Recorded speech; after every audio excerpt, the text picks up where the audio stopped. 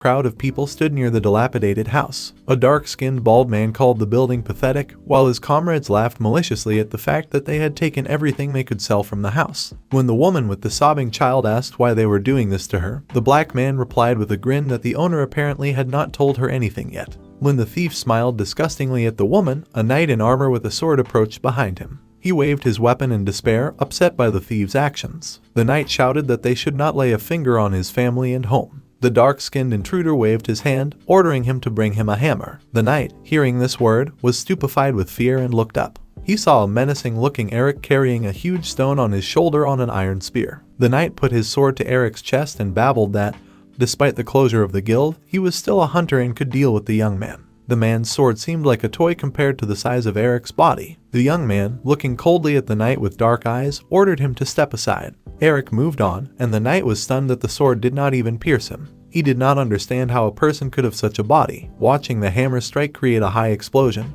the hunter came to the conclusion that it was not a person, but a monster. The family looked up with stony expressions. They stood in front of a multi-story gray-brown residential building. The dark-skinned man explained with a grin that the Onpros Architectural Association demolishes dilapidated houses. He added that in return they provide residents with durable housing made of strong, good materials, secured by the magic of golems. The trio looked out the window in silence while a member of the Architectural Association talked about covering the walls and how soldiers could use this house in emergency situations to evacuate residents. The man said that he had already said that the family could live here without paying rent and receiving benefits for supporting the fortress wall, and the father of the family awkwardly replied that he was drunk then. While the child happily ran around the new house, the father with a smile thanked the architect for his help. He especially wanted to thank Eric, who he had stabbed with the sword earlier, and he also wanted to apologize to him. Eric, crossing his arms, asked if he could leave, but the bald man sternly replied that the hunter was sorry. The wife put cups of tea on the table, and the husband offered to have dinner with them. Eric coldly replied that he would then go to report. The bald man was outraged by the young man's rude behavior. When he called Eric weird, his eyes widened in shock and anger. The two men were about to start arguing, and the father hastened to try to calm them down. Eric turned in shock at the child, laughingly shouting that the young man was strange. The dark-skinned architect shouted furiously that there was no one in the world as rude as Eric. The father of the family laughed awkwardly, trying to hush up the growing conflict. Eric listened with a sweaty face as his colleague asked him to at least just accept the man's apology. The child mockingly called Eric his weird big brother. The child rushed into the young man's arms. In Eric's head, the face of this boy and the inquisitor he had met earlier were mixed into one. Eric's eyes seemed to go crazy. The woman fearfully took the child in her arms. She hastened to apologize when Eric began to pull out a weapon from behind his back. Suddenly he stopped, looking at his palm in complete shock. Frowning, the young man clenched it into a fist. Eric silently left the house, and the bald architect shouted an insult after him. But the father of the family continued to say that everything was in order. The hunter suggested with a sigh that Eric was very angry, and the architect, scratching his bald head, replied that there was another reason. He added that Eric works for the association for 6 months and receives 600x for each order, that is, more than a middle-class hunter. Eric is famous among the architectural associations of other cities because he can complete a month's work in a day. However, no one tried to talk to him. Eric entered the room without knocking where the old man was sitting, dissatisfied with the young man's manners. Eric asked the head what it was, pointing behind him, but he pretended not to understand. Eric, overwhelmed with feelings, shouted that such houses were not built here, and the old man calmly confirmed this. That is why he pays Eric a lot of money.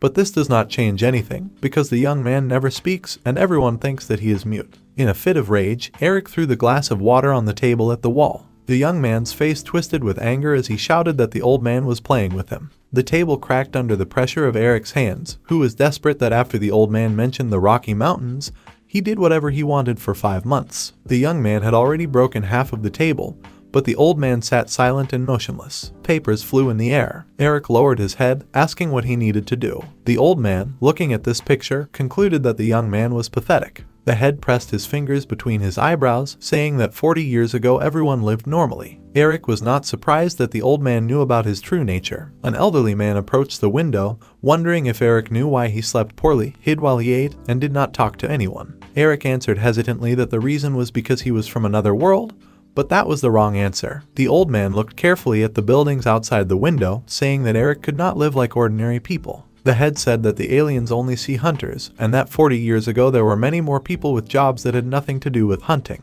Eric looked at the old man in surprise when he said that no one would call the young man strange if he lived quietly and did not fight. The old man placed the paper on the broken table in front of his subordinate. He advised the young man not to contact hunters after this work, until Eric read in the document that this was a request for a job as a hunter. The young man said that he had no reason to take it.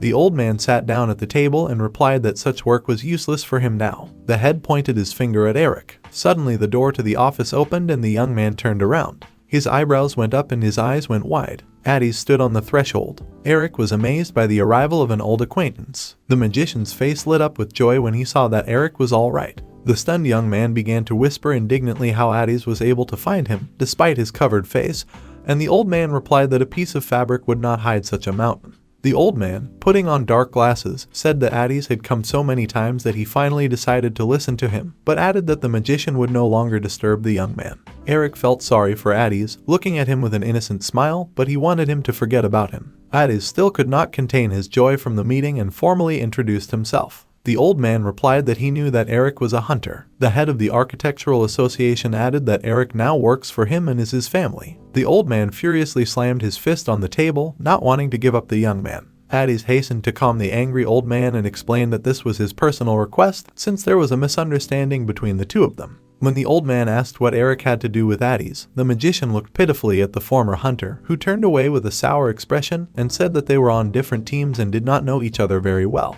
Addie's shouted that Eric protected him when a member of his team was spying on the magician. When Addie's mentioned that he was naked at that moment, the old man imagined a completely wrong picture. Ignoring Eric's attempts to explain himself to his boss, Addie's added that the young man was tormented by a feeling of guilt after the incident with Ron. When Addie's spoke about Eric's request to deliver a check for 1 million X to the guild, the old man again took it the wrong way. The old man jumped up from his chair. He threw Eric and the chair out of the window. The head shouted that the young man should not return until he took responsibility and solved all his problems. When Eric shouted indignantly that Addie's had missed too many details in this story, he explained that he did not want to talk about the Inquisitor. Eric was upset about the situation because he had stopped being a hunter 5 whole months ago. Addie's responded comfortingly that his quest was to explore the sap forest and collect samples without any danger. The magician smiled when he promised that if anything happened he would protect the young man. Sap forest. Addie's and Eric with a huge bag on their shoulders walked between the trees. Eric didn't understand why he was now following the magician. The young man thought about why Addie's came now,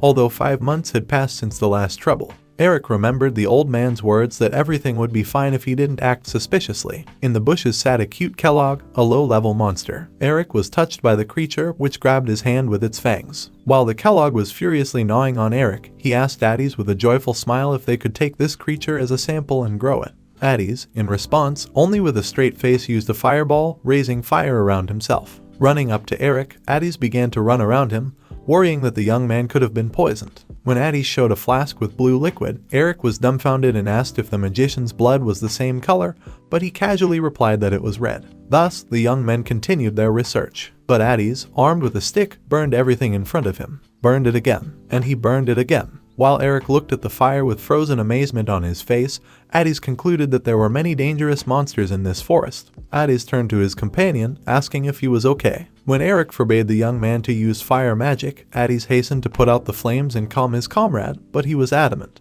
Addie's could only give up. However, the forest soon turned red again. A piece of wood was cut in half. The young men collected brushwood and chopped wood while they talked about Addie's first team. The magician said that he was uncomfortable with Rod and ultimately left, now having no experience of teamwork and sleeping outside. When the sword-wielding Eric asked why Addie's then joined the Hunters Guild, he replied that in his eyes it was interesting to collect material for research himself. Addie's set fire to some branches and said that he had no reason to engage in fights since magicians can increase their level through simple magical research. Eric laughed as he ironically asked which dragon catcher would catch dragons in his home. Addie's frowned and said seriously that he had nothing to do with the family business, and at present there were almost no dragons left. Eric was amazed by the information about the absence of dragons, and Addie smiled slyly. Eric thought that if he caught one dragon, he would be able to increase the level, but out loud he only hastened to justify himself that there were no dragons in the place where he lived. Addie's turned to his companion with a thoughtful smile, listening to him talk about how dragons are rare monsters,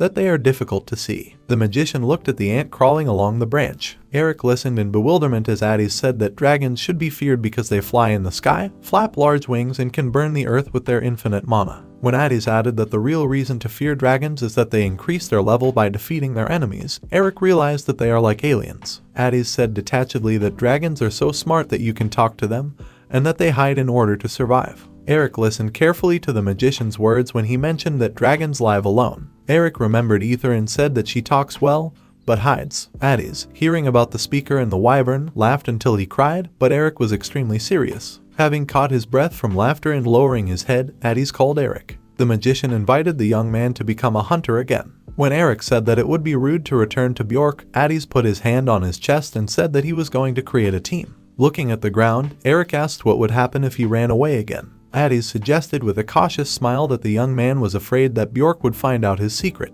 The muscular hand sharply squeezed the brushwood. When Eric asked if Addis also kept many secrets, he did not understand what the young man meant. Eric asked how a magician could use magic without spells, and Addis joyfully threw up his hands, saying that they both had secrets. However, Eric remained skeptical, not trusting that Addis would not betray him first. The magician did not deny this and, extending his palm inside the cloak, added what he could say in response. Eric, preparing to draw a weapon from behind his back, noted how good it was that these two were now in a dark, deep forest. Addis, with a menacing face, held out a flaming magic wand in front of him, apologizing to Eric. Eric looked intensely at Addis and ordered him to lower his wand immediately. The magician released a fiery attack, which even caused Eric to stagger back. The frowning Addis concluded that this place was even more dangerous. Eric looked at the ball flying past him with fear on his face. He fell into the mouth of a predatory creature, throwing it back with force. The creature, falling on its back, gasped and writhed. Addis dryly explained that he shot a clot of mana and burned the monster's lungs so that he would not call his flock for help.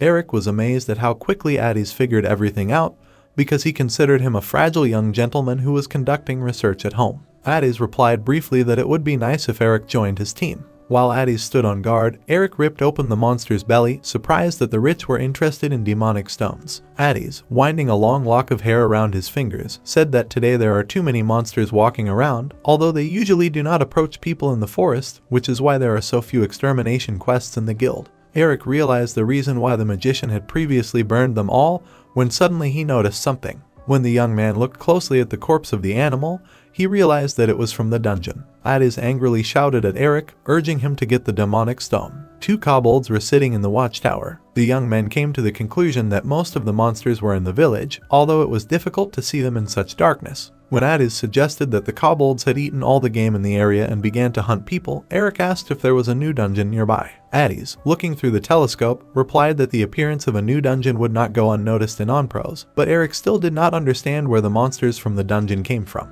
When Eric suggested that Addis return and report to all the guilds, the magician suddenly saw something. In the distance, a tied-up man hung motionless. When Addis immediately rushed to save him, Eric tried to stop his comrade. Frowning, Eric explained that the man might already be dead. One kobold received a hard blow to the face. Another kobold pulled out an incoming object that looked like a small arrow. She suddenly began to shine in his paws. The top of the watchtower exploded. Eric looked on in shock as Addis explained that this device shoots demonic stones that are charged with magic. The magician rushed to save the man, ordering Eric to hide. The young man who remained in the rear looked after Addis irritably. Eric saw that the hanging man was already dead. The area was engulfed in a large fire. The kobolds looked in panic at the exploding and burning buildings. The demonic stone Addis flew into one of them. Based on the state of the village, the magician came to the conclusion that kobolds have been managing here for more than 6 months. Addis did not give up hope that the only remaining person might be alive. A stone was thrown in front of Addis's feet. The magician stopped abruptly and was stunned when he realized that the monsters were hiding in the building. Addis had heard a lot about the intelligence of kobolds, but he never expected that they could think of using throwing weapons. Another powerful explosion was heard in front of the kobold with a stone in his paw. Addis attacked the building with fire. The magician with an angry face wielded a magic wand emitting tongues of flame. Thinking that it was stupid to hide in a building from a fire mage, Addis set the building on fire in one motion. One of the kobolds jumped down while his fur was burning. Addis, looking at his weapon, thought that he had overdone it. The enraged kobold bared his teeth and roared. With a spear in his paws, he rushed to attack the young man. Addis knocked out the spear from the monster with the help of a demonic stone. Then the magician, with an elegant and precise movement, threw his wand at the enemy's forehead. Addis reached for a new wand. The kobold looked at the object on its face in horror. The next moment, a fiery explosion thundered. Eric and Addis stood next to a lying man covered with a large piece of cloth. While Eric either looked with admiration or horror at the charred remains of the buildings, Addis bitterly admitted that his partner was right in the end. The magician reported that this man died quite a long time ago from hypothermia. Eric was at a loss, because during the year of his stay here it had never been cold, and Addis replied that this was not the only oddity. The magician, holding a golden badge in his hands, said that this man was a level 27 hunter of their hunting guild Onpros. Eric was stunned, remembering how he had previously seen many such hunting badges in a landfill outside the village. The young men concluded that all the villagers could not be hunters, and the guild would have noticed the disappearance of so many hunters, which means they disappeared gradually. Eric and Addis simultaneously realized that the matter was in the dungeon. Addis said that time converged with the moment when Rod closed the dungeon, but the young man did not understand how people got here from the Ifan dungeon. While the magician, focused on his thoughts, was twirling his hair, Eric discovered something and called his friend. The young men approached a well, from the bottom of which a bright blue light emanated. Addis opened his eyes when he saw this sight. It was a portal, and an open one at that. When Eric seriously asked if the kobolds did this, Addis laughed and replied that these monsters can only kill and litter. Then Eric asked about Thethiro. Addis took the young man's questions as jokes and replied that to create a portal you need a magician of at least level 40 who understands teleportation magic. Staring intensely at the portal, Addis said that due to the distance from here to the Ifan dungeon, a mage of level 60 or even higher was needed. Eric thought it was creepy. The young man suggested that the magician who created the portal might be an enemy. Addis and Eric turned to the man whose arrival was accompanied by an icy fog. Addis opened his eyes and opened his mouth when he saw the stranger. Eric looked at him seriously and hostilely. The young men saw a skeleton with gold teeth and a warm cape. Addis realized that a lick was standing in front of them. Eric confirmed this, adding that he is also high level. The 72-level lick spread his arms and with feigned friendliness began to talk about how guests had come to visit him during his absence. From the absence of wounds on the young men, the lick concluded that his kids had amused them. Seeing the traces of fiery mana, the lick noted the impressive work. The man guessed that this was the work of Addis, and then looked with confusion at Eric standing next to him. When Eric wanted to ask Addis a question, the magician ordered him to be silent and replied that the lick, having become the living dead, had lost all 5 senses. The magician added that in exchange for this, the lick received the ability to sense the energy flows of mana around him. That is, he cannot sense Eric. Snatching his wand, Addis said that Eric could escape from here. The lick attacked Eric, hitting him in the face. The dead man put his eye to his orbit and now could finally see his guests. Addis was worried about Eric, who was hit by an ice attack. Eric reassured his comrade, explaining that the lick hit the sword behind his back. Eric sighed, saying that the lick didn't seem to be going to let them go. After the enemy's attack, the young man realized that Addis could not defeat him. What does a married couple mean? The answer was that husband and wife walk the same path and look in the same direction. The lick was delighted by such words, so he took James and Catalia's eyes for himself. Inserting his eyeballs into his sockets, the dead man screamed that Catalia had rejected him even before meeting James. The lick repelled Addis's fiery attack with an ice shield. With a distraught expression, the enemy asked if the young men were listening to him. Surrounded by flames, the lick ordered them to simply surrender. Eric was outraged by the actions of Addis, who looked tense. It was all useless, because the lick reflected the magician's blows with its own mana. Despite the fact that the young man's blows would not reach the dead man, he wanted to play a little with the young men out of love for the suffering of people. While Eric was indignant at his low level, Addis called his friend.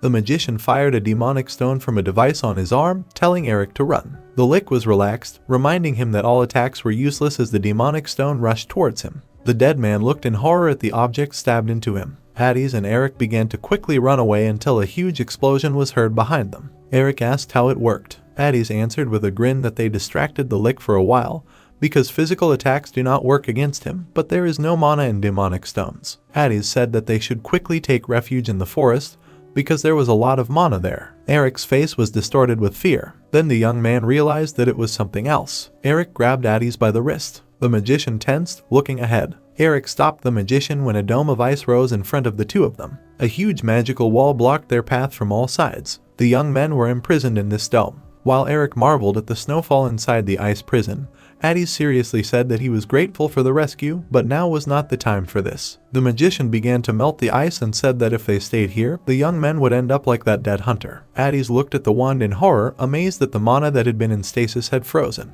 Addis informed the panicking Eric that the lick had lowered the temperature and because of this it was impossible to cause fire. The lick, holding fire and ice in his hands, explained that fire magic ignites mana and ice magic freezes. The dead man with a crazy smile said that he froze the mana of Addis since he is a fire magician. Suddenly the man shouted that he would now conduct an experiment. The lick caused an ice storm that nearly knocked Addis off her feet. Eric covered his eyes with his hand and thought that he could withstand the sharp drop in air temperature, all thanks to high performance. Turning to Addis, who was pressed against the wall of the dome, Eric realized that he was not going through the best of times. While Addis fell to the ground, the lick sarcastically asked what it was like when your lungs froze, because he himself had not had them for a long time. The mad dead man swore that if he lost consciousness in this state, there would be no more pain. Eric came to the conclusion that the bony man's plan was aimed at killing Addis and decided to engage in battle when he lost consciousness. Eric closed his eyes bitterly when he thought that this was the only way to survive. The fallen Addis called out to the young man. Squeezing out one word at a time, the magician said that he was too selfish. Addis, baring his teeth, pressed his own magic wand to his chest. The magician screamed in pain as fiery veins crawled across his body. Eric screamed in confusion, not understanding why Addis was using his own magic on himself. The lick laughed as he watched this. When Addis rose to his feet with renewed vigor, the dead man was amused that the young man had burned his mana in order to stop the drop in temperature. Eric looked at his comrade lostly, but Addis firmly said that this was their last chance. The magician strictly ordered Eric to run immediately as soon as a hole appears in the wall. Eric became angry, not believing that Addis could cope alone, but the magician shouted, demanding to hear the promise. Eric fell silent and froze, looking at his comrade in shock. As soon as the young man made his promise, Addis thanked Eric and moved forward. The lick was eager to find out how the magician would entertain him. Snatching out several sticks, Addis, with burning eyes, invited the enemy to guess. The magician threw the weapon high into the air. The tips of the sticks began to crack characteristically. There was an explosion. The lick was thrown back and pressed against the wall of the ice prison. Holding the skull, the dead man did not understand what Addis wanted to achieve with the help of a chain of explosions, because this was too weak for the hole. Pulling his fur hood, the lick decided to look for answers to his questions about mana. The dead man concluded that the demon stones exploded and made a lot of noise, and judging by the clot of magic, they were still burning. Finding no trace of the magician, the lick pulled the hood from his orbit. Then the man realized that the dungeon had disappeared. The lick wanted to play with the 5 level 1, and an aggressively roaring kobold appeared nearby. Only now did Eric understand what sound he heard in the forest then, and why was Addis there when the young man came to the sound. Eric was surrounded by smoke, and his face showed panic and fear. The young man looked at the huge creature in front of him. Addis turned into a red and yellow dragon. The dragon asked Eric to trust him, despite the fact that he could not explain in more detail now. The lick jumped back, stunned by Addis' transformation. The dead man, carried away by the battle as a game, even rejoiced at the appearance of the dragon. The man came to the conclusion that the dragon was no more than 100 years old, and that is why he used magic without spells. When the lick began to talk about how red dragons can breathe fire from the moment of birth, Addis became angry and told the enemy not to pretend to be smart if he knew nothing but rumors.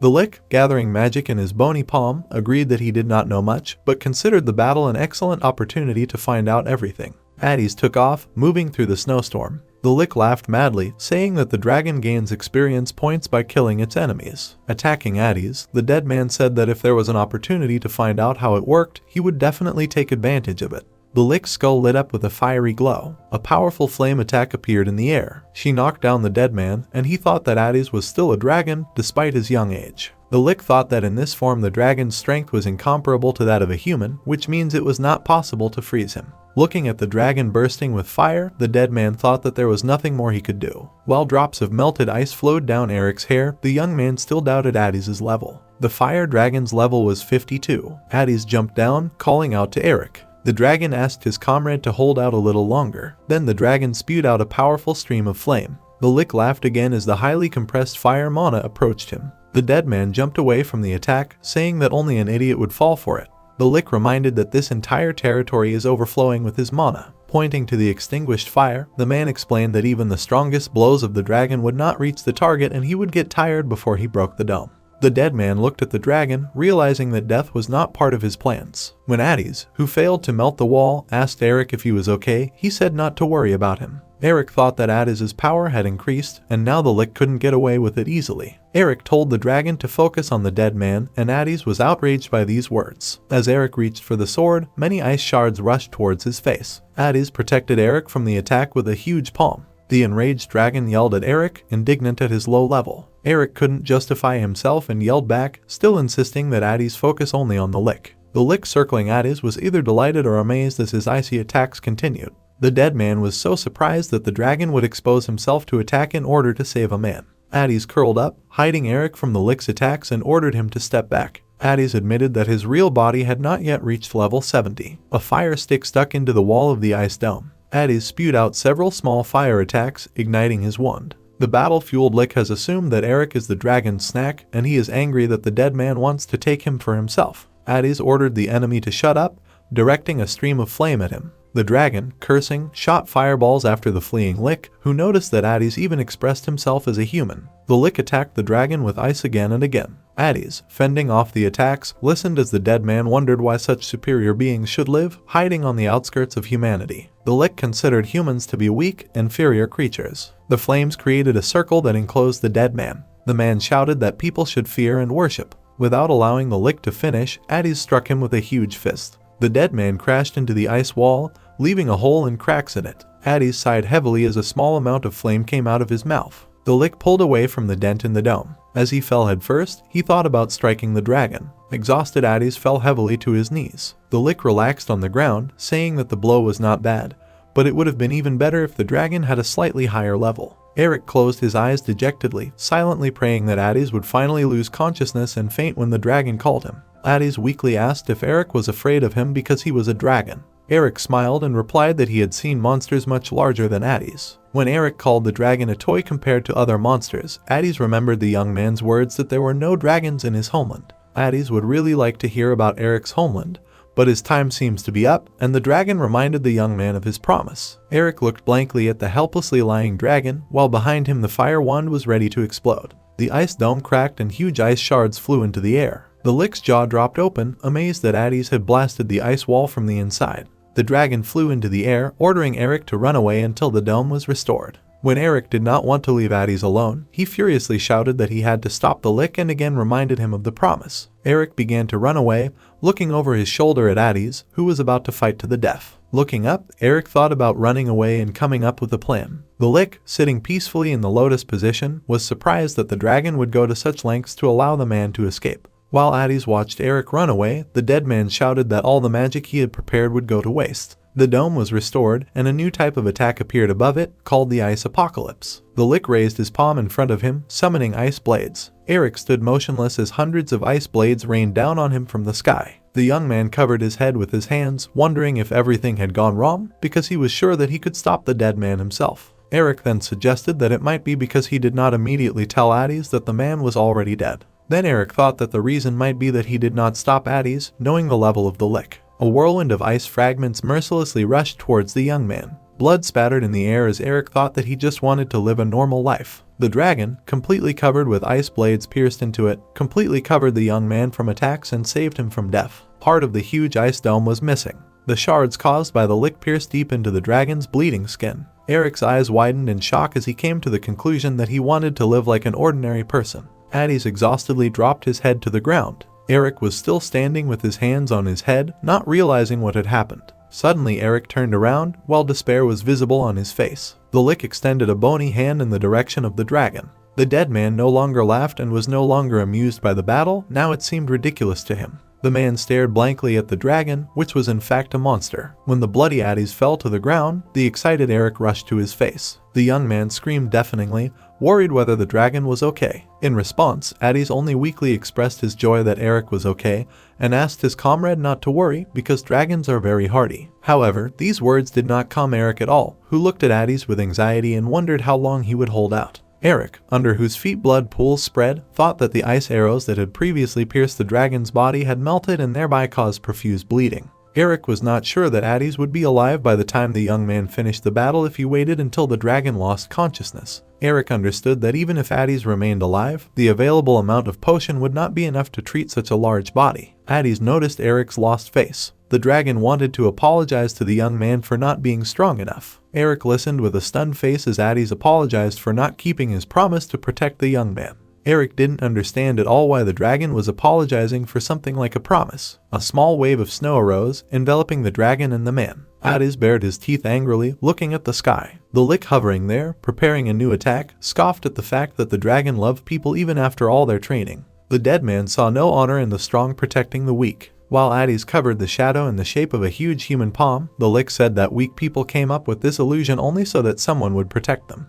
The dead man created a huge ice figure of a hand clutching the giant's punishing sword. The Lick, looking at Eric, expressed his uncertainty that he would remain silent about the dead man if he let him go. The Lick shouted that if the dragon killed Eric, the monsters would accept him into their ranks. Addis rose heavily, answering the Lick that he was right. Addis confirmed the fact that people do not see such creatures as anything other than monsters. The dead man listened with a blank face as the dragon said that he would rather die than give up everything human. Eric couldn't help but smile when he heard Addis say that he didn't want to become a dead man. When Addis concluded that he wished to choose a person's life, the Lick did not express any emotion. Hearing this answer, the Lick ordered the dragon to die and pointed his icy hand with a sword at him. Eric watched the approaching attack with a laugh, saying that Addis had a really difficult life and that the promise was not that important. The dragon also smiled while Eric said that human life is not so easy either because promises are hard to keep. Suddenly Addis fell into horror when he saw something. Eric, snatching his sword from behind his back, ran towards the ice statue.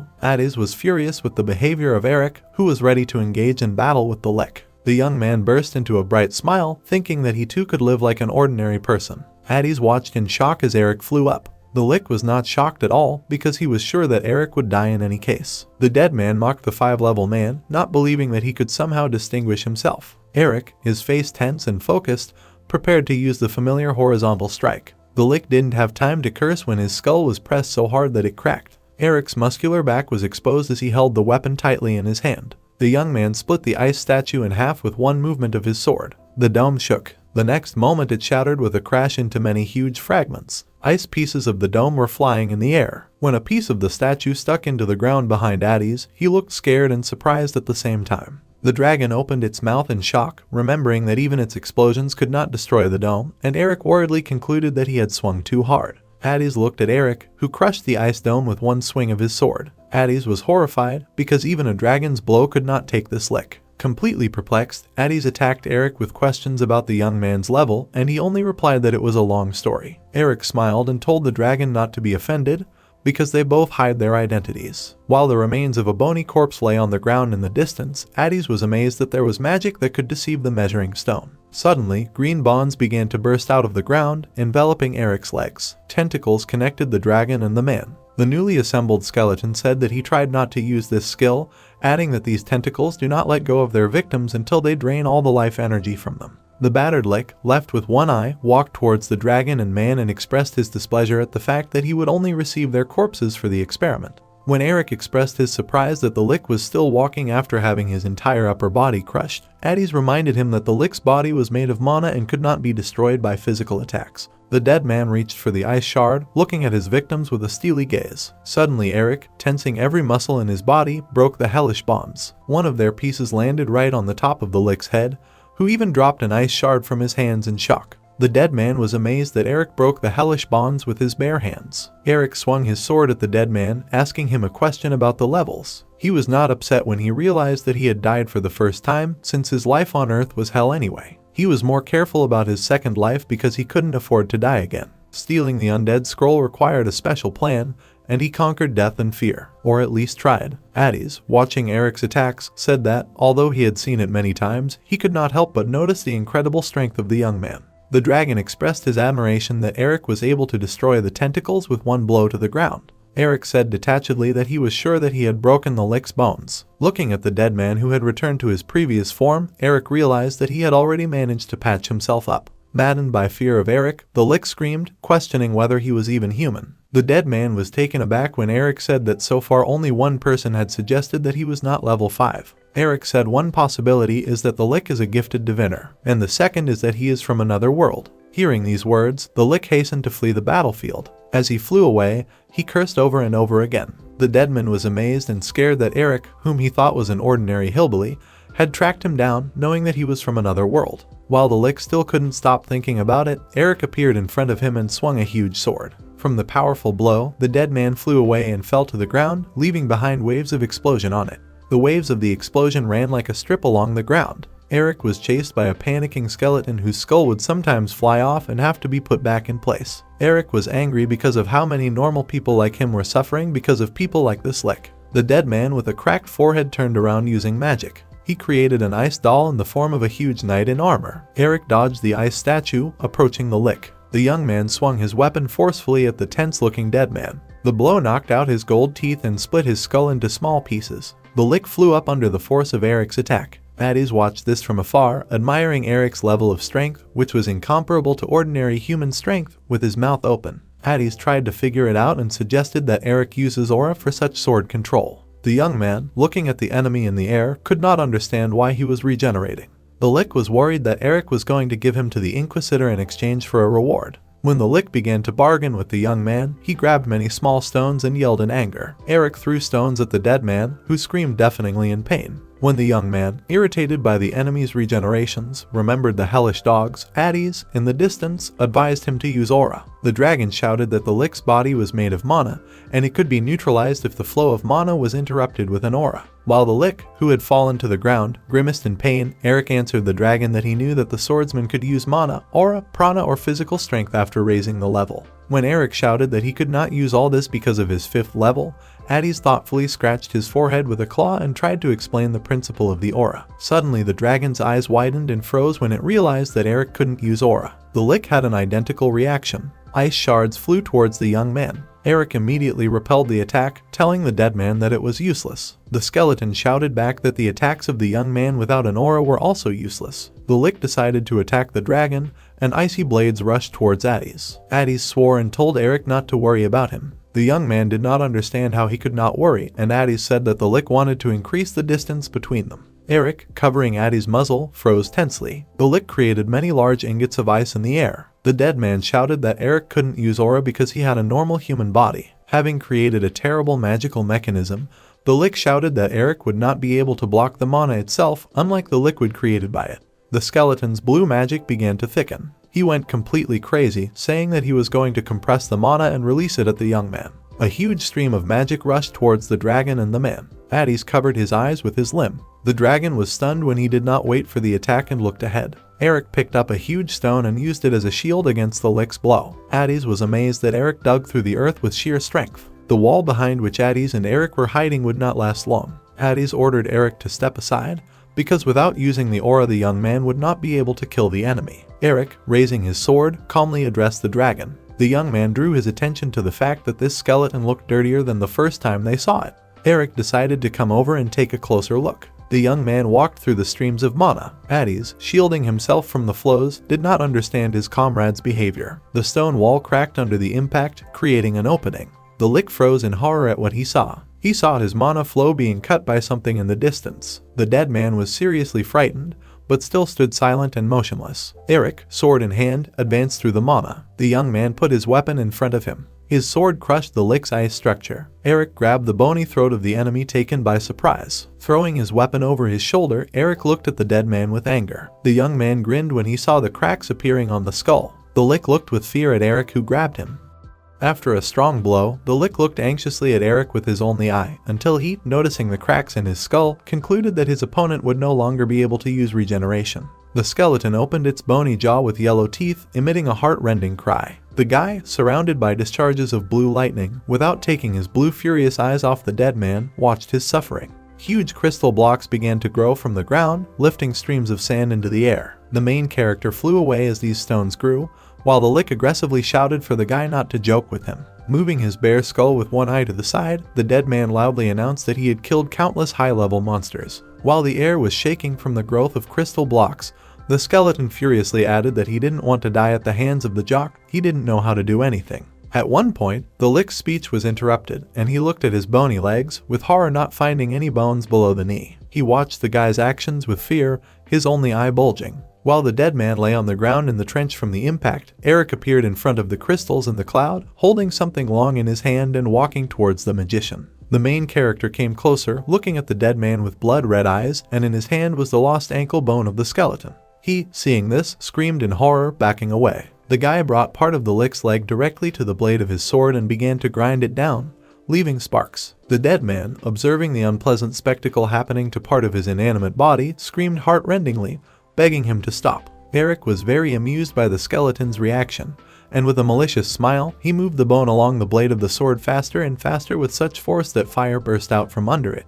The wounded red dragon lay on the ground, and thick streams of steam emanated from its body. Shielding himself from the white puffs of heated air with his hand, the dark-haired jock opened a glass bottle, holding the cork in his teeth. Addy's returned to his human form, and one could see on his naked body, lying in a pool of blood, many wounds, which Eric poured with the contents of the flask while the magician grunted. The main character was now carefully holding the shoulders of a red-haired naked man, who had grimaced his face in pain, covering his nakedness with a red cloth and simultaneously asking him why he was always naked after the transformation. Addy's relaxed a little, leaning on his friend's strong arm, and, frowning his red eyebrows, clarified what was wrong with the lick. Focused on the wounded Addy's, Eric replied that he had incapacitated the skeleton a little. The dead man was chained with a sword stuck between his ribs in the ground, and next to him lay in a white pile the bones of his arms and legs, erased into dust, with a bony hand visible in the background. A defeated lick in tattered clothes and without bony limbs lay, emitting heart-rending screams. Since the bones of the dead man consisted of mana, in this state he had no opportunity to use magic, which the main character achieved by chaining the enemy to the ground without the ability to move. Addy's, listening to the skeleton's curses, noticed with surprise that the lick was still alive, to which Eric replied with confusion that the upper part of the bones turned out to be stronger than expected.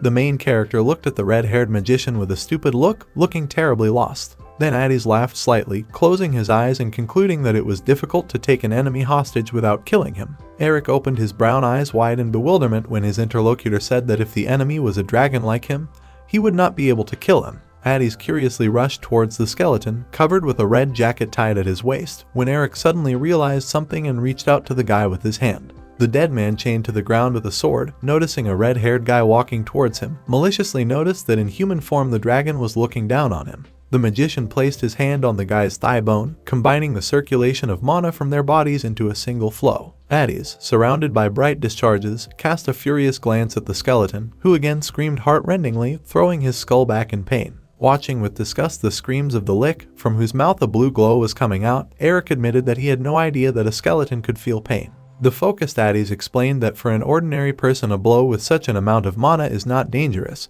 but for a lick, which consists of magical energy, the blow will be painful. Without taking his large red eyes off the skeleton, the magician screamed furiously, demanding that the enemy answer honestly if he did not want to suffer from pain. Streams of blue light came out of the dead man's eyes while Addy's tried to find out why he was killing innocent people. Shaking in pain, the lick opened his bony jaw wide, releasing another bright flash from his mouth. While his ribs were firmly chained to the ground by the blade, his white head was spinning from side to side. Eric held a glittering coin in his hands, fascinated by watching the torment of his bony opponent. Deep cracks now appeared on the dead man's teeth, leaving blue stains as he laughed at the dragon, who knew nothing about the structure of the world. When Addy's heard the pretentious phrase from the skeleton, where he mentioned the 500-year-old dragons joining them, his eyes widened in surprise. He turned his bewildered gaze to Eric, who had his head bowed over a gold coin with the image of the earth, trying to understand the essence of what was happening. When the teeth on the skeleton's cracked skull turned completely blue from the excess mana in the body, he gloatingly offered to watch the destruction of the world in the afterlife. Dazzling rays emanated from the lick's clenched teeth, breaking through numerous cracks in the enamel. Eric, with a surprised face bathed in bright light, opened his mouth slightly, observing the destructive power of mana. Addy's stunned gaze was also focused on the source of the dazzling rays. Before the eyes of the two guys, the lick exploded from the excessive amount of mana in its bones, leaving behind massive clouds of blue smoke that rushed upward in a powerful stream. On the ground lay two folded blankets, white and red. In addition to this, there was a list of other items laid out, several combs and nail clippers. Ether sighed heavily, concluding that it was very difficult to get ready for the trip and deciding to set off with his suitcase packed. The lizard-like creature was trying with effort to move a huge traveling bag, saying goodbye to the house. Gritting his teeth from the weight of his burden, Ether wondered if it was worth leaving anything behind. Tears appeared in his green eyes. Hugging his travel bag, Ether plaintively stated that he did not want this because he had spent so much time getting ready. Leaning his head on his belongings, he concluded with tears in his eyes, but a little calmer, that too many strange things had been happening around him in recent days. Ether recalled with horror the sudden forest fire that burned his garden to the ground. Next, a moment came to mind when he went to turn off the lamp, and out of nowhere a huge piece of ice appeared. In addition to this, a terrible earthquake occurred, as if the continent was split into pieces, during which the frightened Ether wrapped himself in a brown blanket. The blue dragon looked at himself in the mirror with dissatisfaction, watching how his scales had dimmed from lack of sleep. The linear flow of thoughts was interrupted by an unexpected insight that probably all the disasters occurred as God's punishment for helping the pumped-up dark-haired alien. With tears in his eyes and a mirror in his wing, Ether continued to cling to his backpack, wailing that he was just a smart and cute wyvern, and a human figure appeared at the entrance to the cave. The dragon immediately pulled himself together, turning a shocked look at the stranger. However, now no one was visible, only the rain was noisy outside the stone dwelling. Still with his head turned towards the entrance, Ether felt something was wrong, deciding to quickly leave this place, and the unexpected guest was already standing close to the lizard, surprised at his ability to speak. Throwing a frightened look down, Ether tried to understand when this man managed to get so close. A man in a blue cloak and with swords on his back, half hidden in the shadows, raised his hand in greeting, asking the wyvern not to be scared and explaining that he was looking for a friend. The dragon looked at the small figure with bewilderment, clarifying that no one lived nearby, to which the guest replied that he already knew that. Ether explained that he had not seen people nearby for a year, so he could not help. The man still did not let up, confidently walking towards the dragon and simultaneously declaring that he definitely should have seen him. With a smile, grabbing the hilt of the sword, the hero stated that his friend was a skeleton, again clarifying whether Ether had seen such a thing. Meanwhile, the skeleton with teeth blue from mana opened its bony mouth wide. Bright rays broke through the cracks of clenched teeth. Addis watched all this in shock, realizing at the same time that the lick's teeth were magic stones, which means that after everything he definitely could not think about self-destruction. Continuing to inject mana into the bones of the dead man, the magician declared that he was unable to stop this process even with the help of his powers. With a dumbfounded look, Eric asked, looking at the skeleton, what he was doing, and Addis, holding the crook of his arm, only furiously shouted for the guy to run. Wanting to add that the lick was about to explode, Addis began to lose consciousness due to lack of mana. His red locks were scattered on the ground. In the middle of the night forest, surrounded by mountains, there was a huge explosion crater. Walking past a deep hole, an athletic girl with red hair suggested to her partner that a bomb had fallen in this place. She called out to Richard, clarifying what the instructions said, and her yellow eyes looked intently at the man. The partner in the beige cloak, carefully watching how the sand poured out of his hand, determined from the traces of mana that the magic had been used about a week ago. Squinting his red scarred eye, Richard bitterly reported that the energy also indicated Shin Ha-young's self-destruction. The girl looked at the man in bewilderment, asking if he had turned into a lick because he didn't want to die, and a hand appeared on her shoulder. Hugging Leslie, the man from the cave with the wyvern asked with a smile what she was doing here, while she displeasedly reached for the dagger. With a sharp movement, the girl drew a small blade, tearing it out of its sheath. She intended to strike the man unexpectedly, but he managed to put out his sword, deflecting the attack. Leslie, with a menacing look, reminded Alejandro of the warning to keep his hands off, otherwise he risked saying goodbye to them. The smile never left the man's face when he sarcastically clarified that he wouldn't mind if the girl used her healing magic on him afterwards. The veins in the girl's eyes bulged from tension, and she decided that the impudent man didn't mind being chopped to pieces. A bright blue glow appeared over the forest from the blow of the blade. Sheathing his sword, Richard tried to pacify his warring comrades. He turned to Alejandro, saying that due to his late arrival, he had missed that Shin had died here during the battle, and the interlocutor with an effort remembered the skeleton. Richard explained with a contemptuous look that the lick caused an explosion that exceeded its regeneration ability, taking the enemy with it, and asked for at least a little respect. Alejandro put his hand to his chin, concluding with a thoughtful look that the skeleton had self-destructed, which displeased Leslie, who even without him realized that the enemy was serious for forcing the level 72 lick to blow himself up. However, the man retorted that he was trying to understand why Shin eliminated himself here, adding that he saw the site of the alleged battle 2 kilometers from the crater. Shocked by this fact, Richard assumed that the lick was moving away from the battlefield while it was self-destructing, but he did not feel another energy. At this time, in a completely different place, Eric calmly explained that he simply kicked the dead man's skull with all his might. Sitting in bed, wrapped in bandages, Addis was shocked by his friend's confession when he explained that he was going to kick him aside for a while. After this maneuver, the jock watched a powerful explosion that occurred through his fault. While peeling the red apple, Eric tried to justify that he had not kicked the skull so hard that it would explode, and the perplexed Addis explained that the lick was going to self-destruct, which upset the guy. Further, Eric told how he carried a naked guy in an unconscious state in his arms to the village, jumping over the wall, and the magician was indignant that this was illegal. The jock didn't know where the magician's house was, so he went to the office of the old man from the Builders Association, but he was thrown out of there. Afterwards, Addis listened in bewilderment to his friend's story about how he was pursued by guards, about smugglers who met by chance. After the colorful story, Eric smiled widely, thanking Addis for waking up for the day and handing him a sliced apple. The red-haired guy happily took a slice, not knowing how to thank the main character for everything. Grabbing the apple with his fingers, Addis thought for a second what would happen if he were captured by an alien demon. In a moment, having pulled himself together, the magician in a panic began to make excuses to Eric, and he with understanding said that there were also many murderers in his world. The jock closed his eyes and said with a smile that in any case he would choose an ordinary life, adapting to this world, and not turning into a crazy maniac. Turning slightly to Eric, Addis curiously clarified whether the guy wanted to say by this that most aliens live like normal people, to which he replied that they lived in the beginning. Looking down, Eric noted that what distinguishes him from other aliens is the defective instructions implanted into him. Shocked, Addis asked if the pump meant the powers that the aliens received from the demon god Omplis. Eric said with a serious look that one of the abilities is to see levels, and they don't know about the other yet.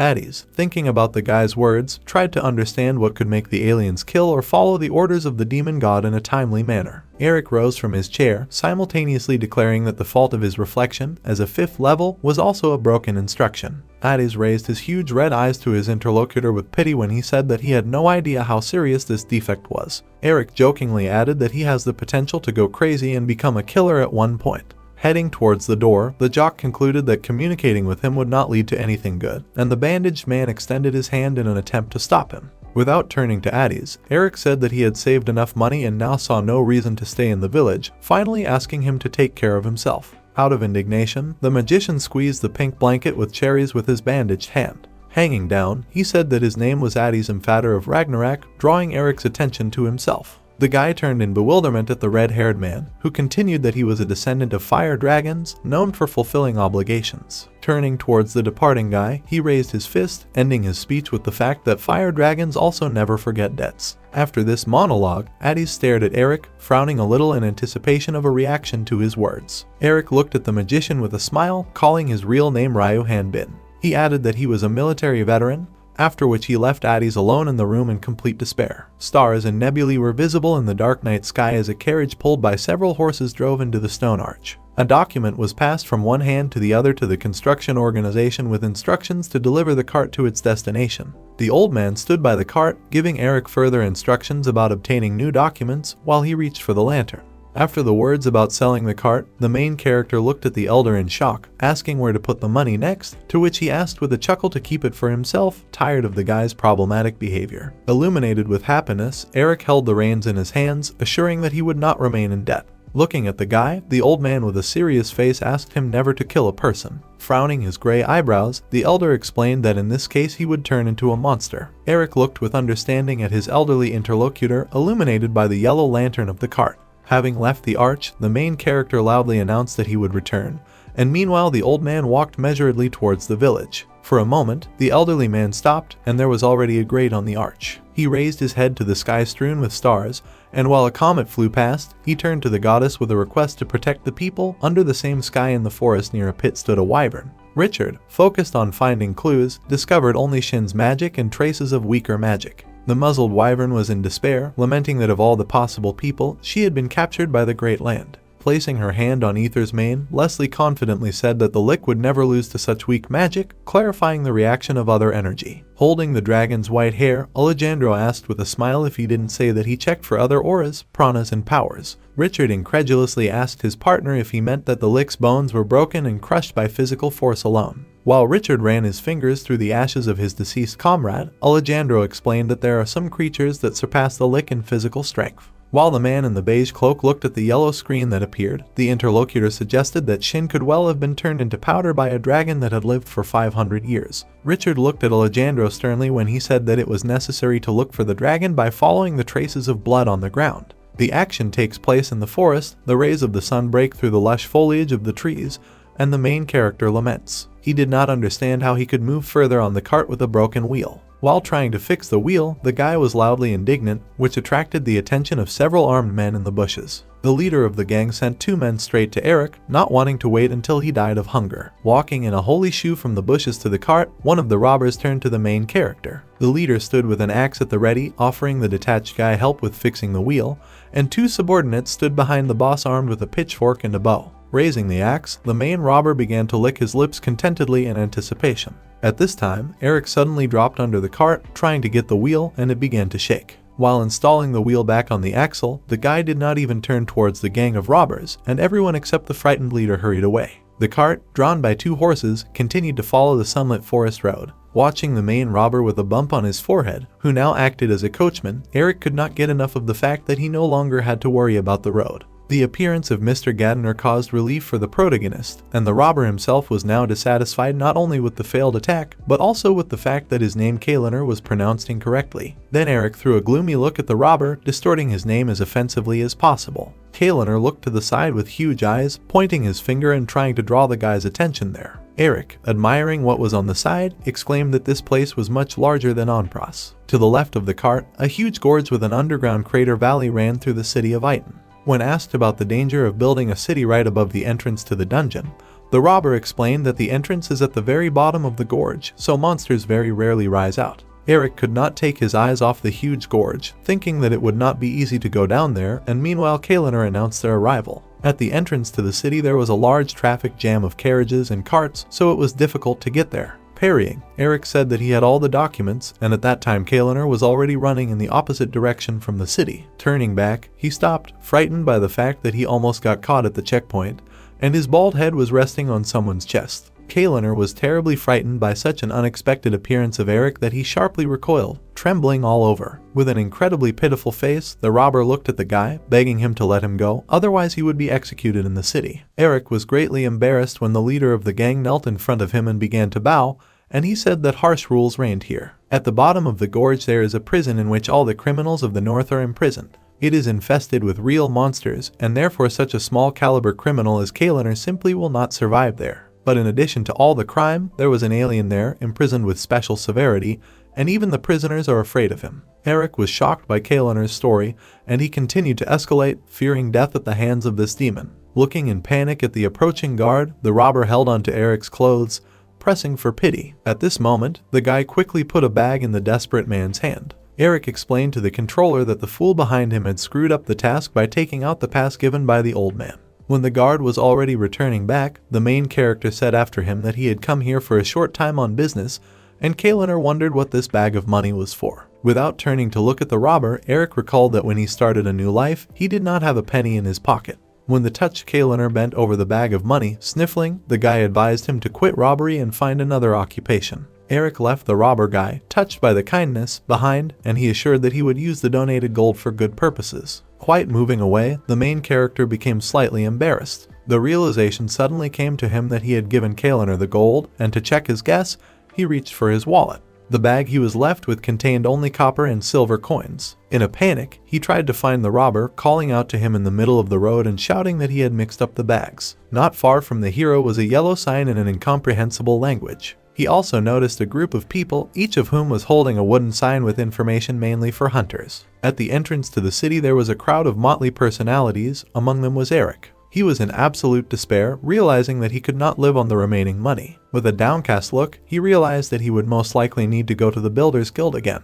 Passing people with information signs at the entrance to the city, he tried to reassure himself that at least they paid more than hunters, deciding that it was not worth leaving Onpras. With a stupid look on his face, Eric wondered where the Builders Guild was and his eyes fell on the sign to his left. A man with red hair, hidden by the hood of his robe, held a sign with white-gloved hands that said a responsible hunter was wanted. Eric tried to look closer as best he could, and his eyes completely narrowed. The stranger in front of him was actually Addis, who was glowing with happiness after finding his friend. Without a moment's hesitation, Eric grabbed the fragile guy, jumping over the crowd and quickly running away with the magician under his arm. Right in front of the abyss of the deep gorge there are houses and other buildings of the city. Eric and Addis were sitting on the wooden terrace of one of the buildings, peacefully drinking tea. Holding a cup in his hands, the red-haired guy, admiringly examining the surroundings, noted that there were few such places in the city. As soon as Eric calmed his nerves a little, Addis decided to clarify why the jock arrived here 2 days later, and the mug burst in the protagonist's hand.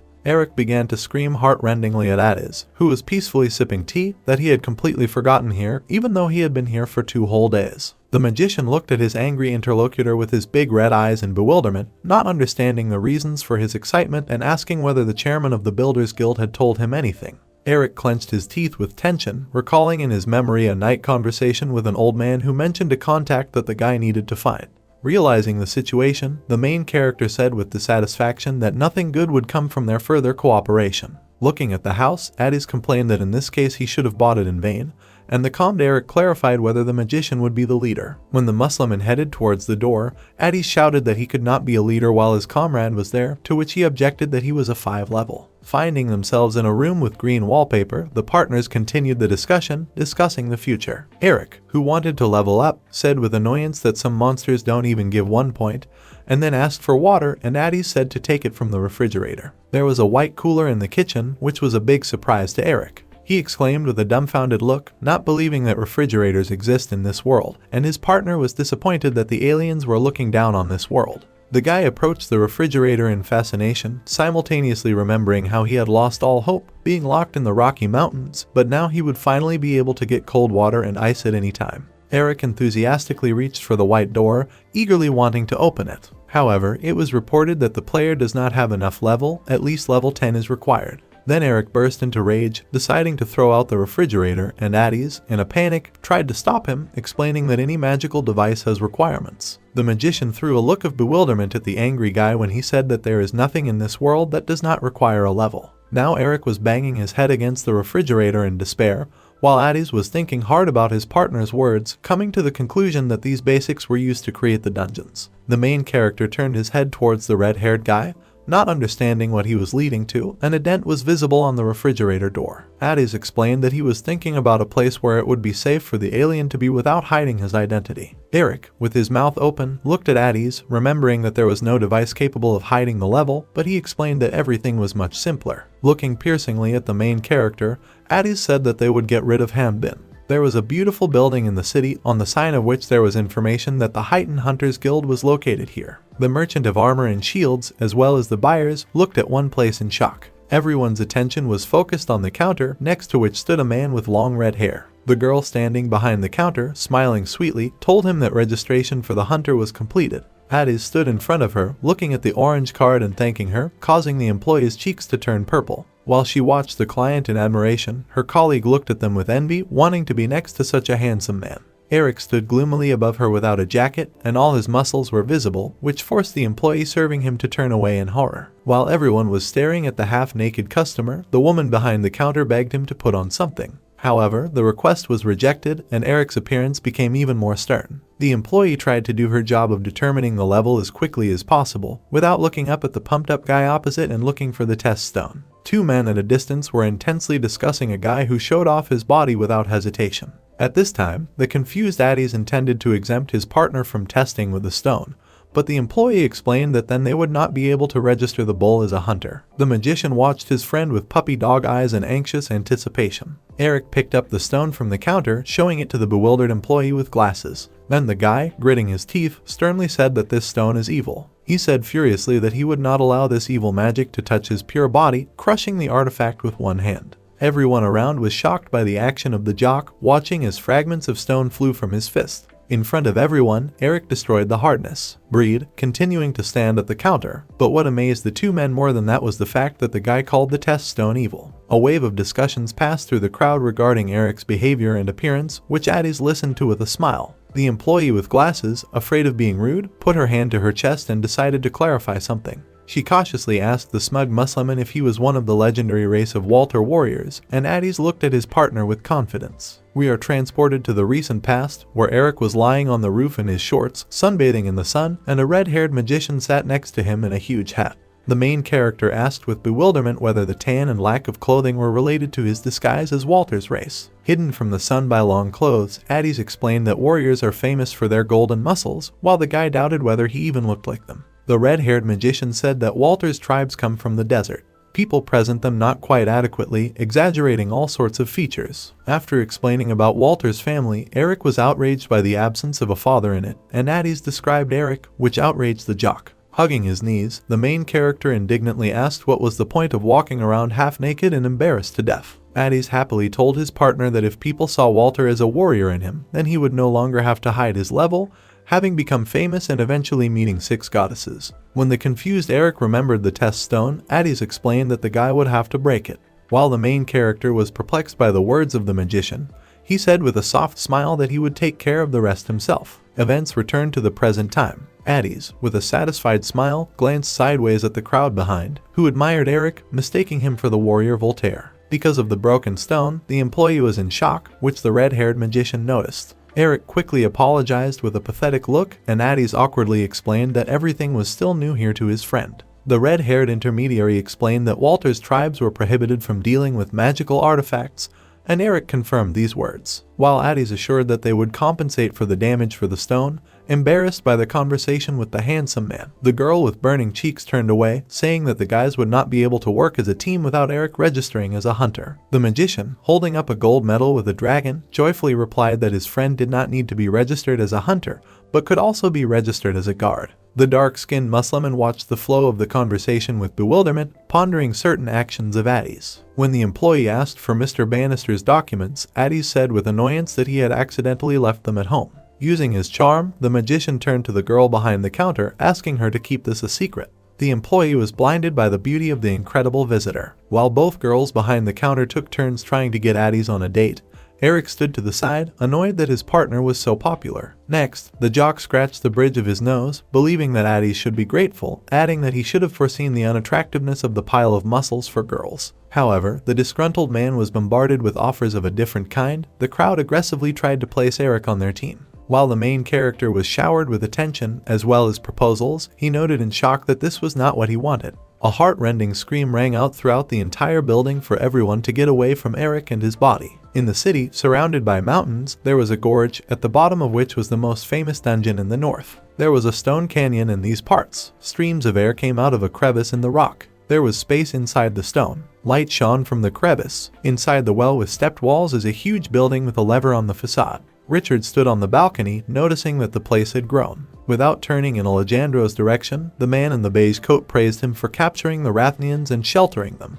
Alejandro explained that from the point of view of the owner of the territory, hunters are more useful than townspeople and vagabonds are good at following orders. Leslie, lounging on the sofa, threw her dissatisfied glance at the man, informing him that they got this place thanks to an alliance with the great dragons. Richard stood on the balcony, turning to his comrades, and thought about the betrayal of the dragon. Alejandro looked at him, happily calling the dragon's escape a relief, since in human form he would only be able to live in cities with dungeons. Leslie, with burning eyes, held the flask in her hands, noting that with dried blood it was impossible to use a search spell, which meant that Alejandro would have a difficult time. Opening his eyes slightly, the man looked at his partner with displeasure, while Alejandro lowered his head in confusion and Richard turned to him menacingly. With an expression of dissatisfaction, he clarified whether their man had gathered them in order to make himself a king. Hearing this question, Alejandro looked from under his brows, answering in the negative. A curtain opened in front of the trio, behind which there was a real stage. Leslie began to look at her in surprise, while Alejandro, with a carefree smile, asked to call someone. A former hunter who had been caught began to slowly come out to them with bare feet.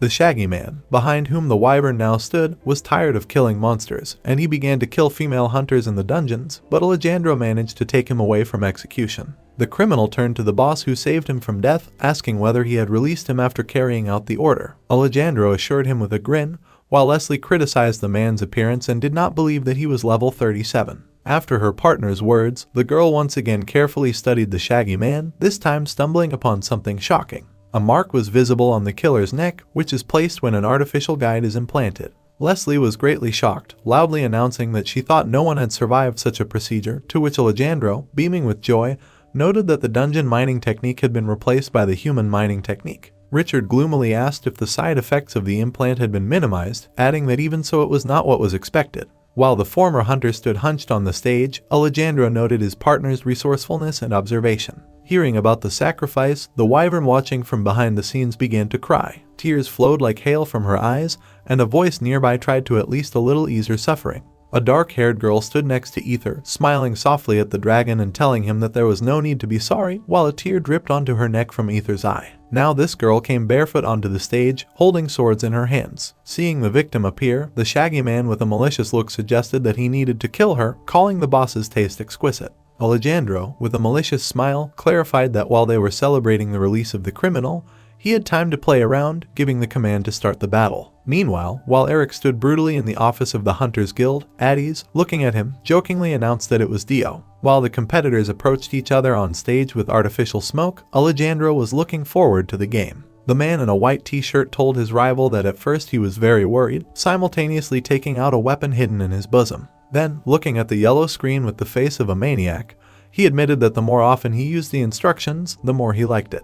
The criminal, noticing that the girl's level was 3 levels lower than his own, suggested that she start begging for her life, but she remained silent. Afterwards, the rival raised her dark eyes to the shaggy man, coldly declaring that it was useless to ask for mercy. Now the enraged man, bent on murder, flew madly towards the girl, raising a cleaver over his head. At this time, the grief-stricken dragon lay on the floor, sniffling. Ether tried to encourage herself not to be afraid of the aliens, because she was protecting the kingdom of Ace, pulling off the muzzle with her clawed paw. Having freed her mouth from the muzzle, Ether confidently decided to take the girl and run away with her when those gathered were distracted. She opened her green eye in surprise, which she was watching from the crack of the slightly open wooden door. The scene turned into a fierce battlefield where rivals simultaneously attacked each other. During the fight, the girl's bare feet moved in space very unusually and easily, allowing her to dodge blows. The opponent twirled the sword around herself, reminiscent of a gymnast with a ribbon, while the long-haired man perplexedly noticed the dance in her movements. He looked at the girl impatiently, informing her that the audience was waiting for the show and demanding that she begin.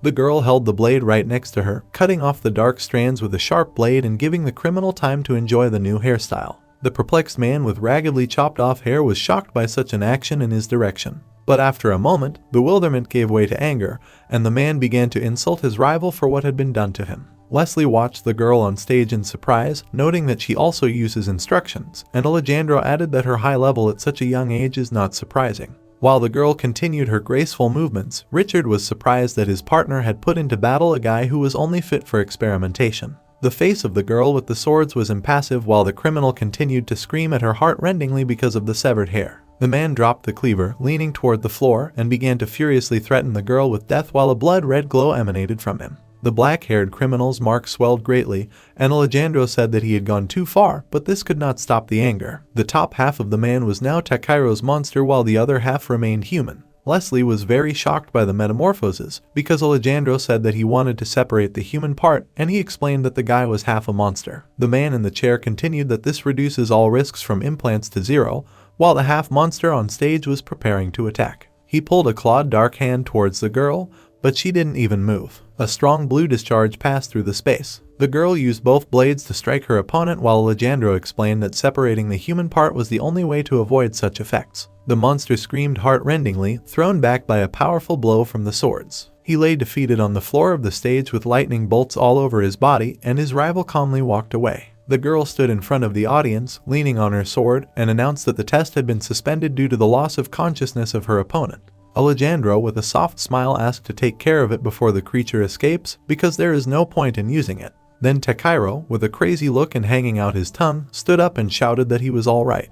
The girl coolly swung her sword, and blood splashes appeared on the wall nearby, and the wyvern watched in shock at everything that was happening. Looking at the swordswoman, Ether tried to realize that she had killed, albeit half a monster, but a Rakshan. This girl, who had a drop of her enemy's blood on her face, carried out orders without blinking an eye. Richard, noticing the girl's blindness, suggested that she should use the abilities of a magician and a swordsman, and Alejandro added that her other senses had also increased. The man with the scars asked his comrade why he, in this case, did not report the successful implementation of the artificial instructions without reporting to that creature. Examining the corpse of the half-monster, Alejandro calmly explained that when a creature with artificial spain kills its opponent, it does not receive experience points. Hearing this statement, Leslie was furious, not understanding why the man had implemented the instructions. Richard, holding onto the balcony railing, explained that in addition to killing opponents, the aliens' level points could increase by killing monsters from the dungeons. Alejandro in the chair added that this is why such experiments are being carried out,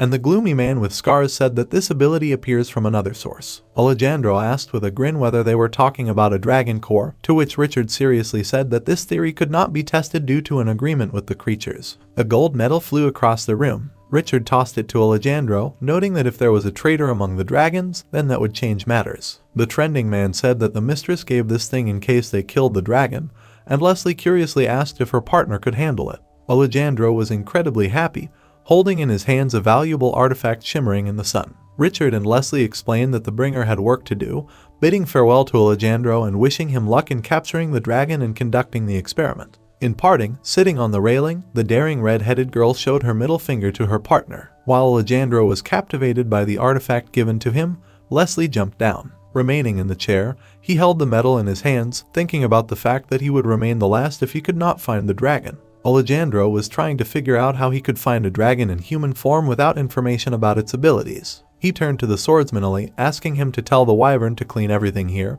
and she asked whether the owner was going to leave, to which she received an affirmative answer. The blind girl opened the wooden door, feeling something. She stood in the aisle from the stage flooded with light to complete darkness in front of her. Ali, with a suspicious look, began to sniff the smell wafting through the room. The wyvern, having heard the conversation, now rushed from side to side in panic. Ether concluded that everyone here is crazy, which means they will definitely kill her, intending to escape. She headed as fast as she could towards the doors leading outside, afraid of such a terrible fate. The dragon pushed the wooden doors with all his strength, getting out. Ether looked ahead, finding mountains in the distance. Opening her blue wings, she quickly ran along the wooden slope. The smell led Ali straight to the captive who was now escaping, and she called out to the dragon. Ether turned around in fear, not believing that she was overtaken so quickly. Ali flew towards the dragon with incredible speed, preparing her blades to strike and leaving a blinding light behind her. The blind girl calmly raised a sword flashing with lightning over her head to put an end to the tavern. The blow passed right over the head of the terribly frightened Ether,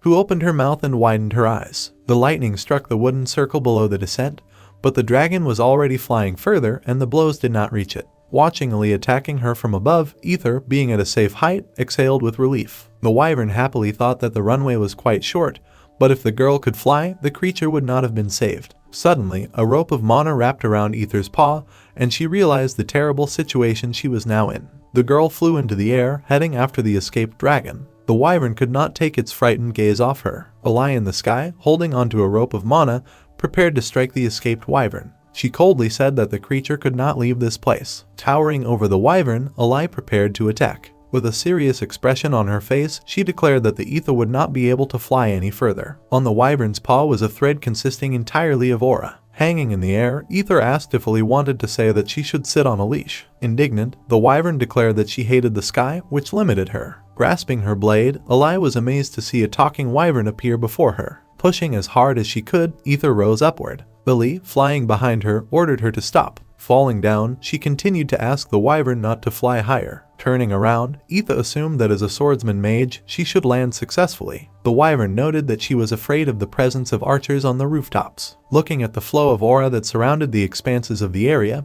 Ether reported that there were none. The place of their duel was shrouded in many rocks. Suddenly, seeing something, the wyvern fell into a stupor. In the depths of the rocks, wooden steps could be seen, randomly sticking out in different directions. The plot takes us to the underground of the crater valley. In the very depths of the mountainous area, a passage to the dungeon was visible. The story tells us about the actions on the lower floor. The enraged monster let out a terrifying scream. With lightning speed, the main character cut it into small pieces. Hanging in the air, Ryu noted that he forgot to adjust the strength and killed the monster. Landing on the ground, the main character managed to fend off the attack of one of the hordes of monsters. A pack of angry monsters surrounded Ryu from all sides. Looking at them, Ryu stated that he did not have time to kill them one by one. Grasping the sword with both hands, the main character reported ignorance of the fact that he would join this method. A line formed by Ryu's colossally powerful attack was visible in the air. With unimaginable speed, the main character cut down all the monsters in his path. Having finished destroying the monsters, Ryu explained that this is a skill during which he holds a weapon above himself, adding that as a result of this, he needs to run under tall monsters while fighting them. After sheathing the sword, Ryu stated that the move was too weak to kill them, suggesting that this was one of its strengths. Looking at the mountain of defeated monsters, the main character announced that the table was set. One of the barely breathing monsters tried to escape from that place. Suddenly, the depths of the dungeon were enveloped in a powerful stream of flame. Leaning against the stone wall, Ryu watched his blood float out of the monster's body. Surprised, he assumed it was a burning life force. Looking at the bodies of the monsters with streams of life force coming out of them, Ryu noted that he had never seen such a thing during his experience. Turning towards Addis standing next to him, the main character asked if everything was okay with him. Taken aback, the dragon asked for forgiveness for taking his prey. With that said, Ryu asked him not to worry about it, adding that his leveling up would benefit him in the future. Looking at Addis, the main character said that he was worried about why his level was not rising. Closing his eyes, Addis stated that Ryu's level would not rise so easily. Hearing this, the main character was taken aback. An image of a human body appeared in his head, along with streams of aura were actively diverging. The dragon reported that the levels reflect the creature's ability to control the flow of life force and characteristics in Ryu's case. Addis noted that thus, it should be clear to him that raising the level would be as difficult as replacing a skeleton.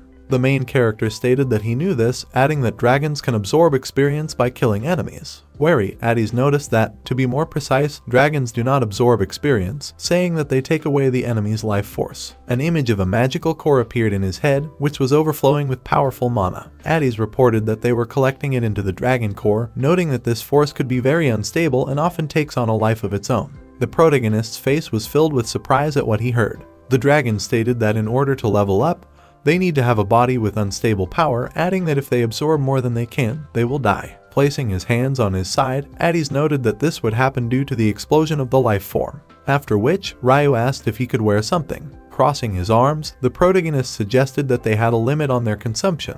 After straightening his hair, Addis reported that this was true, adding that even excess water could kill it. Wary, Ryu was lost in his thoughts. The dragon noted that he gets interested when he thinks about how he will improve over the next 15 years. The main character thought that if Addis did not raise another 30 levels, then, with complete bewilderment in his voice, looking at him, Ryu asked how old he was. Addis said that this year he will be 150 years old. Stunned, Ryu asked if he was an old man. Taken aback, Addis said that at 150 years old, dragons are considered teenagers. Turning his back to the main character, he said that dragons can live for more than 1,000 years. After which, Ryu wondered to what level a dragon could reach. Heading towards the cart, Addis noted that he could not say this, adding that there was no way to confirm the level of the dragon.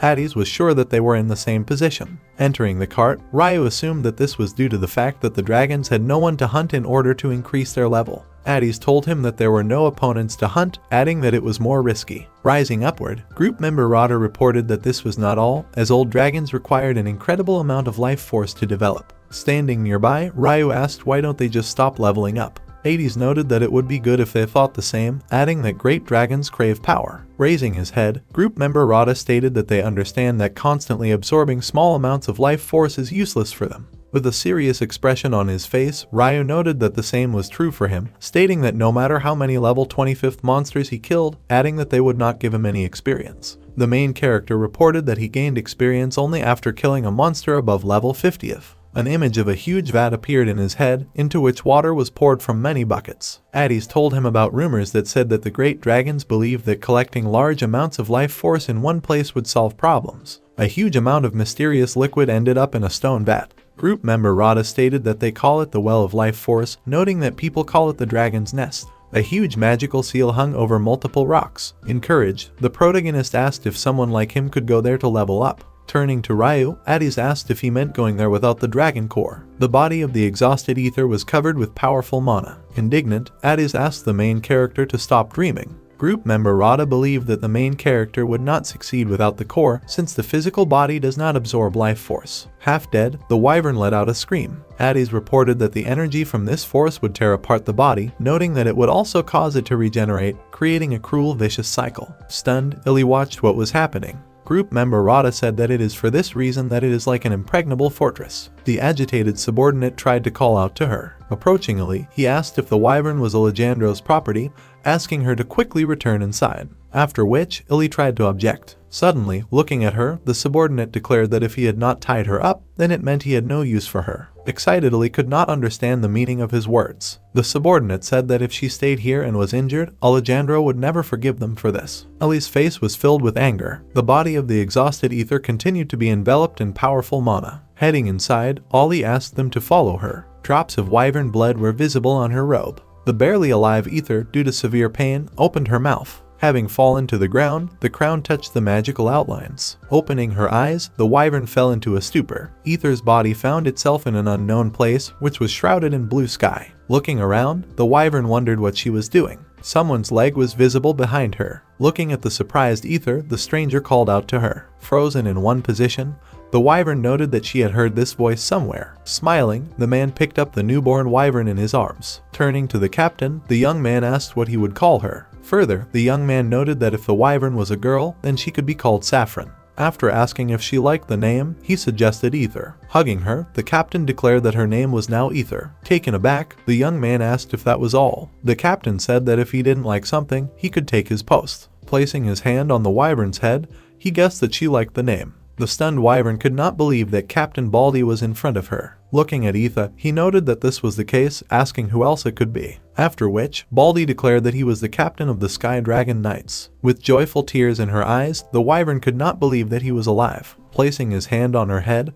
Baldy asked why she was crying, wondering if Ether was a crybaby. The wyvern said that she just got a speck of dust in her eye, asking where the rest of the knights were. Putting his hands in his pockets, Baldy told her that their time had not yet come. Suddenly, Ether's gaze fell on the crown, which lay at her feet. The crown featured an unusual pattern. History tells us that for failing to protect the king during the flight, an entire squadron of Sky Dragon Knights, including the captain, were executed. Suddenly, a magical muzzle appeared on the wyvern's face. Ether stated that the captain did nothing wrong. With her hands on her side, Baldy said that she is a very smart girl, adding that she knows a lot, noting that she is still suspicious of others. Looking at the dumbfounded wyvern, the captain asked if she knew that sometimes you need to trust people. Ether's eyes were once again shrouded in bitter tears. Baldy said that if a speck gets into her eye again, she needs someone to take it out and wipe away her tears. Having said this, the captain froze in one position. Powerful streams of mana continued to emanate from the dragon core, after which, the wyvern quickly began to fall down. Ether's face was covered with multiple wounds. At that moment, while on the ground, Lily pulled the magical thread tied to her blade with all her strength. Her face was filled with excitement. Then, with an unimaginable roar, the exhausted wyvern collapsed to the ground. From a strong blow, dust appeared near Ether's face. The agitated subordinate tried to call out to Lily. Stroking the wyvern's head, she begged it to wake up. Opening her eyes, Ether tried to ask why. Interrupting her, Ellie said that she was extremely glad that she had woken up. Alarmed, Ellie said that the wyvern had received a huge amount of vitality, which is why her own strength is in chaos. She stated that they needed to heal Ether's wounds. Turning around, Ellie asked her subordinate to bring the potion. Presenting himself in front of her, Alejandro said that there was no need to do this. Smirking, he said that they did not need to waste the potion on this. When she saw him, she wondered if he should have left. Alejandro said that he had already left for quite some time, noting that when he saw lightning in the sky, he decided to return. Bowing his head, he stated that he had not thought about Ether trying to escape, asking Lee to leave her. Hearing this, an indignant Lee tried to object. Alejandro said that even dragons could not cope with such an amount of vitality, noting that it was for this reason that the wyvern had no chance. Looking at the upset Lee, he wondered whether it was worth wasting the potion to save the wyvern.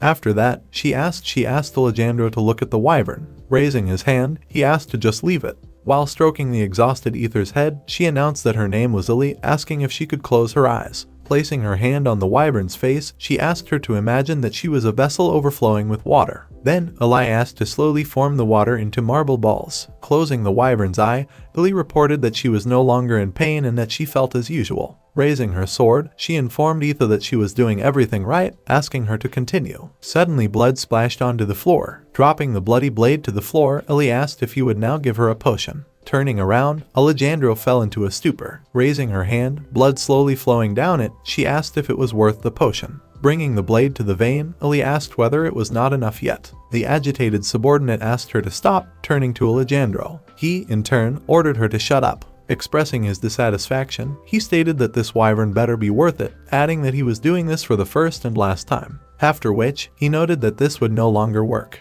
Eli extended her arms and thanked Alejandro. The sun's rays made their way into one of the rooms of the palace. The wyvern's face was covered with multiple bandages. Wary, Ether assumed that Eli was up to something and for this reason decided to save her. While watering a flower standing on the windowsill, Lily announced that she really had one reason. Turning to the shocked wyvern, she asked if she grew plants. Ether told her that she had a small garden. Frightened, the wyvern asked not to tell Lily that she was planning to eat her. Indignant, she declared that she did not eat flowers, after which Ether asked why she was growing them. Smiling, Lily revealed that due to her blindness, she can only see the world around her through artificial instruction, stating that she cannot see color but can clearly see mana. She noted that inanimate objects are much harder to see, which is why she grows plants. Looking at the alarmed wyvern, Alice reported that they were not typical aquatic plants with diseases, noting that they were not completely dry either. She stated that in comparison, Etha is still alive despite having absorbed a huge amount of life energy. After that, the wyvern asked if this was the reason Lily asked for the potion.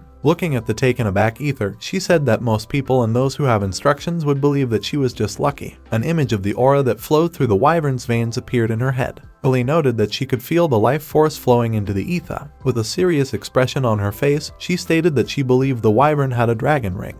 Wary, Ether said that this was impossible since she was a wyvern. After which, Lily asked if wyverns were dragons, adding that if so, then anything was possible. She also noted that Etha is a very intelligent wyvern. Hearing this, the wyvern asked if Lily meant that in the process of acquiring vitality, she created a core. Wary, Ether asked if she was looking for a Legendro. With her hand on her chest, Lily told her about the dragon core, adding that it was the last ingredient needed to finalize the instructions embedded in it. Turning to Ether, she said that she hid it from a Legendro anyway and brought her here. After that, Lily asked if the wyvern still believed in her loyalty to him. At that moment, Ether was filled with doubts. The wyvern believed that if she continued to talk like that, then she was definitely a loyal servant. She assumed that Ollie was just pretending, noting the happiness that was that she was still alive. The wyvern couldn't believe that she had planned everything. Frowning, Ether thought that if she speculated, she would not be able to find out Ollie's true purpose. Turning to the side, the wyvern asked if Ollie had told her that she could feel shapes even if her eyes couldn't see. After which, Ether depicted the face of a Legendro,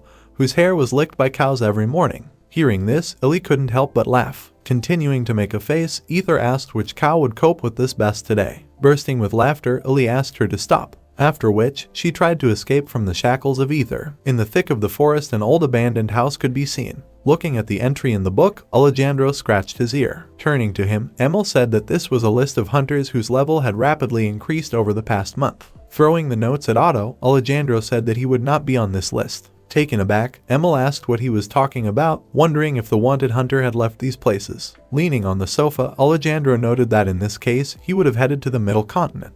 He believed that to travel there, he would have to work hard to save money, adding that for such a trip he could only raise money by working as a hunter. Taking one of the documents in his hands, Emil said that it was a list of all hunters with a level above 50. If you say there are more and yet they are not on the list, Otto continued. Putting the document on the table, Emil asked about the hunter's newspaper. Smirking, Alejandro wondered who else it was. After which, Otto stated that there were no needed hunters on this list, adding that the wanted one had a low level and did not stand out too much. Looking at the depicted Ryu and Addis, he noted that with such appearance they could not hide. The angry spider hung on its web at the moment when the young man tried to fight it off. The plot takes place inside the crater dungeon. Grabbing his spear, Brad called out to Martin, suggesting that they had fallen on hard times. Looking at his struggling comrade, Brad offered to help him. Frowning, Martin asked him to stop talking, adding that he was betting that he would finish first. Readying himself to attack, Brad smirked, noting that this was not the case. After which, he used a technique that was accompanied by multiple attacks from spears. Next, these spears pierced the body of a huge spider and it exploded. Protecting each other's backs, Brad assumed he was faster. Martin noted that he still had more monsters killed, asking him not to forget about it. Wary, Brad wondered what he was talking about, stating that he had killed 10 more monsters. After that, Brad suggested that he get treatment. Suddenly, 2 girls appeared on their way, bound by a web. Clenching her fist, one of the girls asked where the web came from. The second girl stated that the monsters were above them. An angry spider began to approach the girl's shackled body, which is why she began to scream. Frightened, the guys asked them not to move, adding that they would save them. Suddenly, a monster's fang headed towards Brad's neck. Grabbing his sword, Martin asked if Brad was okay. His companion noted that it was close, wondering who these monsters were. Looking at the monsters surrounding them on all sides, Brad assumed that they were tarantula warriors. He couldn't understand when they managed to go this far. Martin stated that they would kill them without buffs. Worried, Brad figured they couldn't just run away. Extending his hand, Addis applied freezing. After which, the bodies of the monsters were covered with a layer of ice. Looking around, Brad wondered why the temperature had dropped so sharply, guessing that someone was using magic. Martin didn't think it was monster magic. The frozen tarantula warriors froze in one position. Asking Martin to take a look, Brad reported that the monsters were dead. Presenting himself to the guys, Addie said that this was not so, adding that they simply lost consciousness. Wary, Brad asked who he was. After removing the cobwebs from the entrance, Ryu appeared before a group of hunters. Martin suggested that they are the fire magician Addie's and the warrior Walter. Raising a finger, group member Rada said they had no plans to interfere. Smiling, Addie's wondered why they didn't free those girls, adding that they would deal with the monsters. Walking next to the main character, Martin said that it was a great honor for him. He was extremely glad that they met them. Turning his head, group member Rada noted that they were extremely grateful to them for showing the way. Smiling, Martin spoke about the rumors that say that Addie's is a fire mage, noting that this was not the only magic that he possesses. Party member Rada reported that after his battle with a powerful ice mage, he had done a lot of research in this area. Smiling, Elia said that she likes men who work so hard. Full, standing nearby, noted that she was of the same opinion. The girls said that they are both spiritualists. Turning to Ella, Full noted that she thought that a man's face was important to her. Taken aback, her friend wondered what she was talking about, asking her to keep quiet.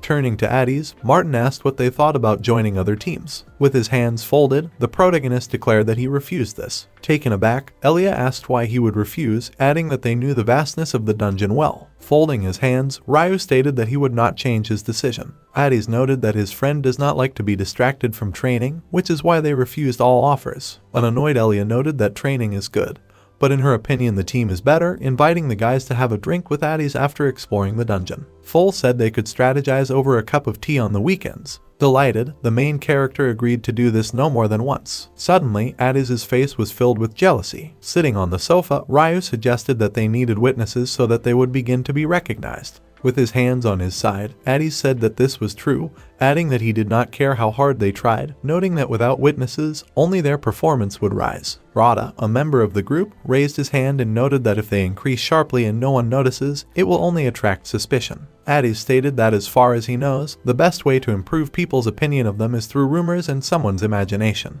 Placing chalk on the board, group member Rada stated that they would demonstrate Ryu's strength by collaborating with other groups, adding that they would convince the others that he truly is Walter's hero. Addie's noted that this would also increase his chances of meeting the goddesses. Wary, the protagonist suggested that at the same time, they should leave a little mystery. Ryu believed that in order to preserve his true identity, they would cooperate with the teams only once. Smiling, Addie stated that they already have people requesting the help of the warrior Walter, after which Ryu wondered if this would really work. Encouraged, group member Rada asked to trust him, asking the protagonist to remember his words, telling him that they would make him the most famous hunter in this. Taken aback, Ryu thought that everything Addie's had said had become true, noting something he had not expected. Smiling, Elia stated that during the training of the main character, the three of them could meet with Addie's. Grinning, Full asked if band member Rada would have some free time on the weekend. Turning to them, Addie's said that he would be conducting magical research. At that moment, annoyed Ryu thought about the lack of popularity among girls. Surprised, Martin turned to Brad. His friend asked him not to joke with him. With his hand on his chest, Brad stated that being a hunter was a sacrifice of free time, fighting monsters in endless combat.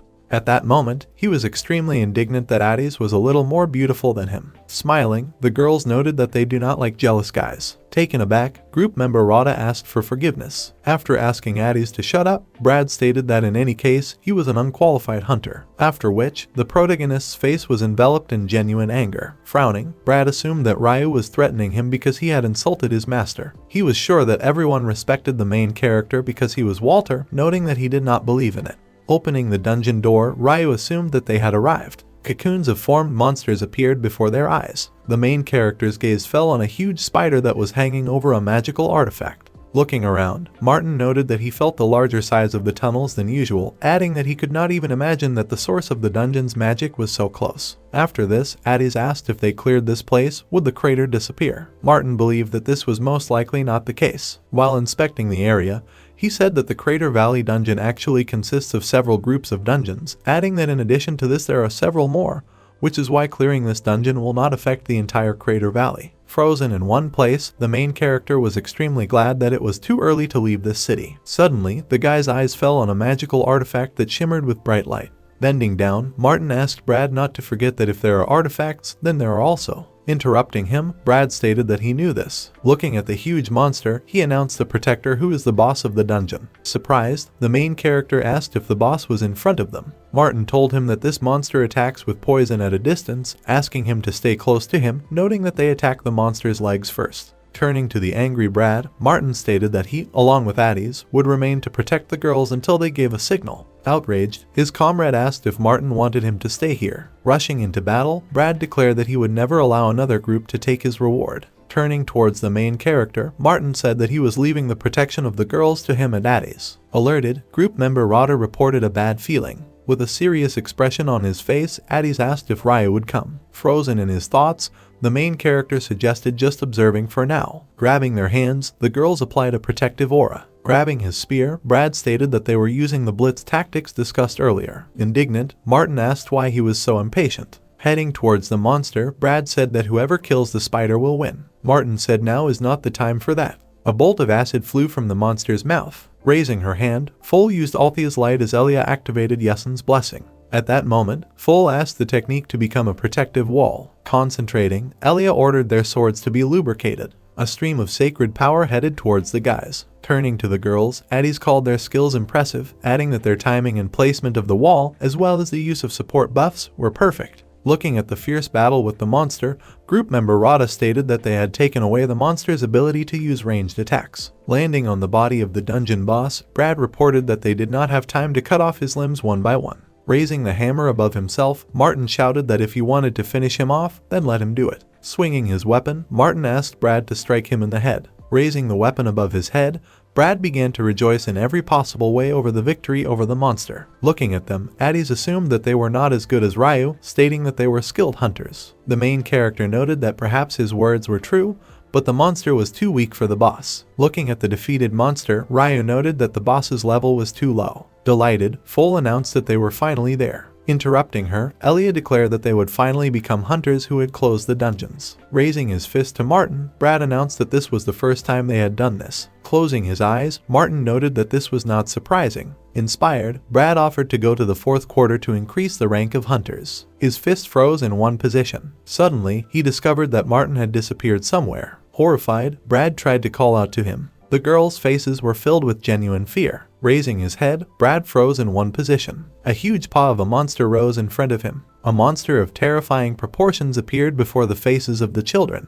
Opening its mouth, it let out a terrifying roar. The plot introduced us to the Queen of Tarantulas, whose level was equal to 50th. Brad's face was filled with fear. The mortality rate in dungeons is actually not as high as hunters think. Frightened, the girls froze in one position. This is because hunters charge a fee based on the levels of monsters they must obey. Stunned, Brad raised his head up. Since hunters do not have tools to measure monster levels, surviving hunters report every detail after meeting them. The paw of an angry monster hung over his head. Therefore, the more often monsters are encountered, the more information about them appears. In other words, this method is useless for unique monsters. The monster's paws are located throughout the entire dungeon. This is why most hunters die in boss battles. Brad fell to the ground and fell into a stupor. An unbearable scream came from the mouth of the dungeon boss. Looking at him, Brad noted that no one had said that there was anything like that here. Suddenly, with unimaginable power, the boss released a beam of powerful mana from his mouth. A strong explosion was heard in the dungeon. Stunned, Brad covered his head with his hands. Suddenly, his gaze fell on Addis, who used technology to protect him. Turning to a member of Rod's group,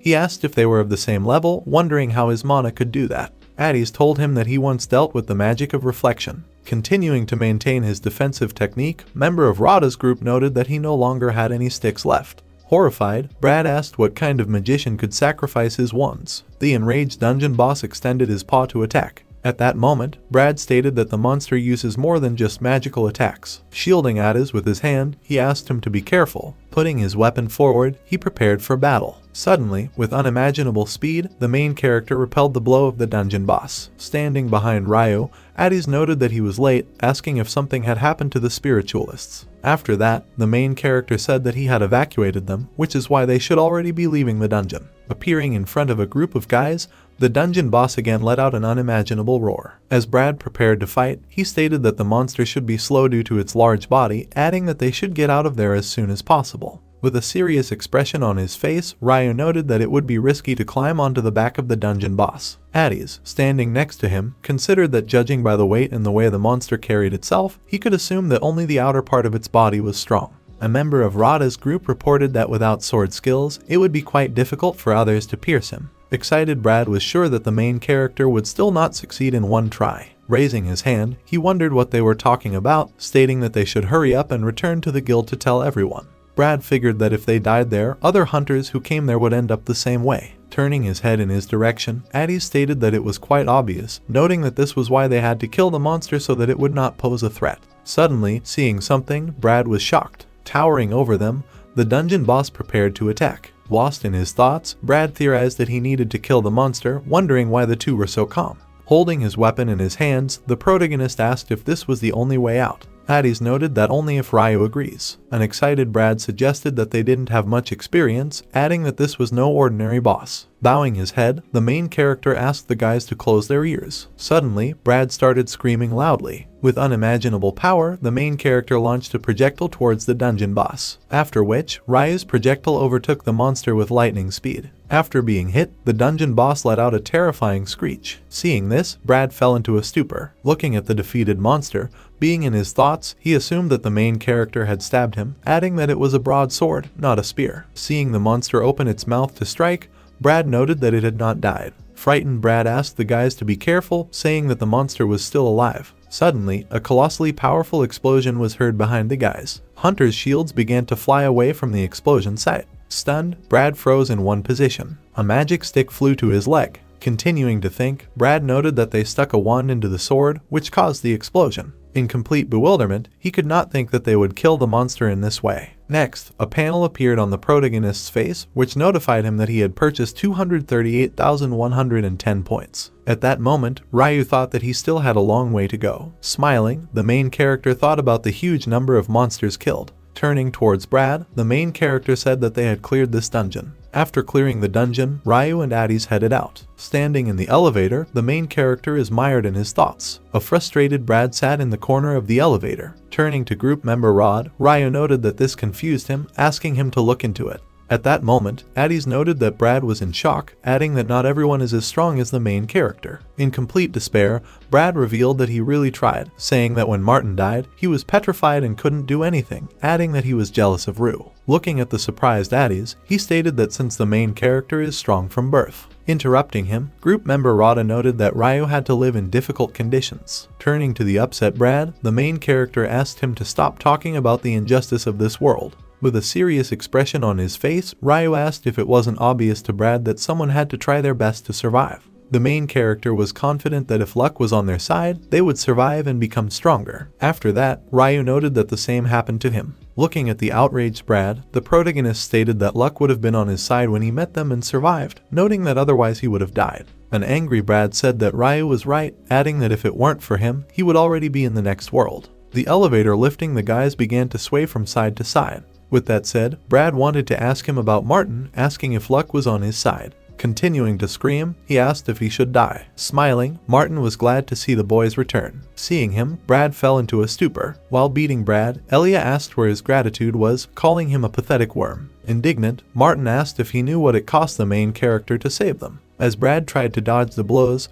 he swore he saw Martin's body shatter. Taken aback, Ryu wondered if they had forgotten to say that they had saved Martin. With a smile on his face, Brad's comrade said that Ryu caught him in flight and softened the blow when he collided with the wall, adding that thanks to this he was lucky and survived. Stunned, Brad wondered if this was possible. Is it possible or not? Isn't it hard work? Asked Martin. Brad's face was filled with doubt, after which, he turned to Ryu and Addis who had turned around. Bowing his head, he expressed great gratitude to them, declaring that they owed their lives to them. Wary, the main character froze in one position. Opening the door, the main character announced that he would go first. After hitting Brad, Martin stated that Ryu was angry with them because of him, and asked what he would do. Taken aback, Brad noted that he did not know about such consequences. Addressing them, members of the Rada group said that they had a proposal. Holding the magical artifact in his hands, Addis told them that they could not use it and planned to sell it, adding that his companion offered to offer it to them first if they were interested. Taking it in his hands, Brad was shocked.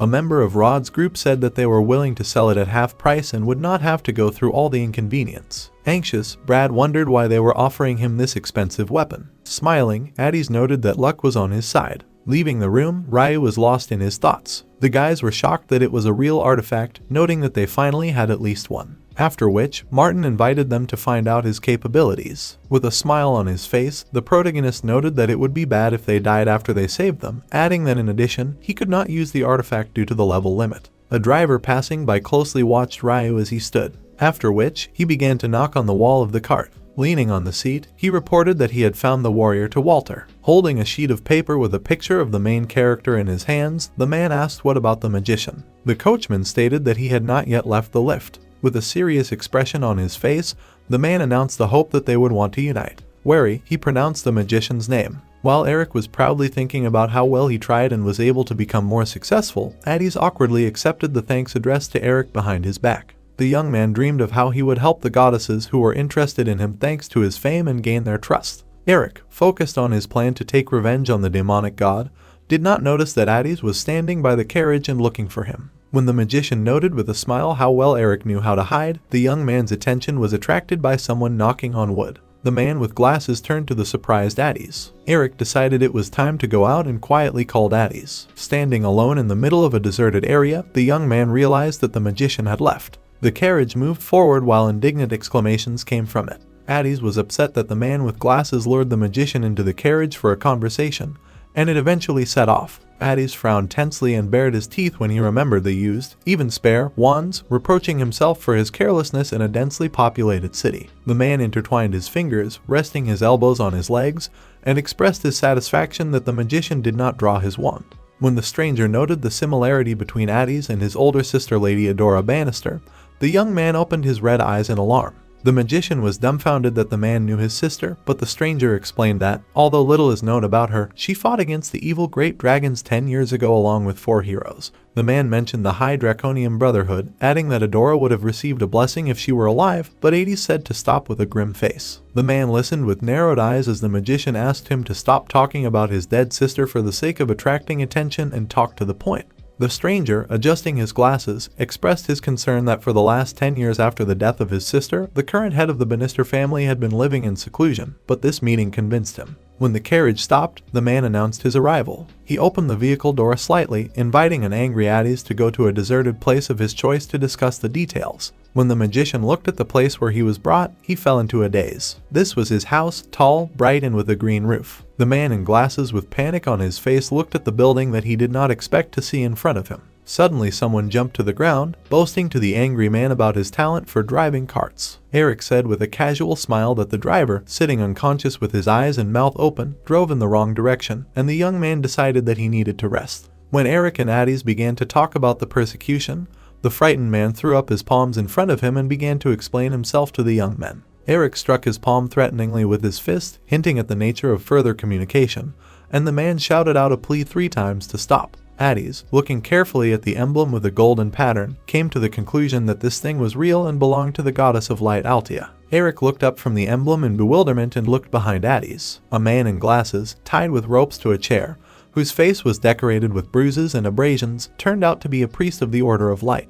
The beaten priest, with fresh blood flowing from his nostril, introduced himself as Emilado, a worshipper of Altia, the goddess of light. While Eric stood in the distance facing the wall, Addis apologized to Emil, and the man, adjusting his glasses with exhaustion, explained that he wanted to take the magician to a deserted place really to talk. Eric closed his eyes when he heard that Emil did not want to forgive the young man for the violence he had previously used. In response, Eric spoke in Walthurian, pretending to be a foreigner who did not understand anything, which infuriated the priest even more. Addis was surprised that the order was looking for him, and not the mighty Walter. Emil looked sternly at the magician when he suggested that since the priest wanted to talk in private, the mission was confidential. Emil appreciated the young man's intelligence, remembering to himself how, after the death of most of the great dragons, he searched for him. The priest thought that Addis was 17 years old, and was amazed at how at such a young age the magician controlled the savage Eric. Emil closed his eyes and said that he must trust Addis and officially offer cooperation with the Order of Light,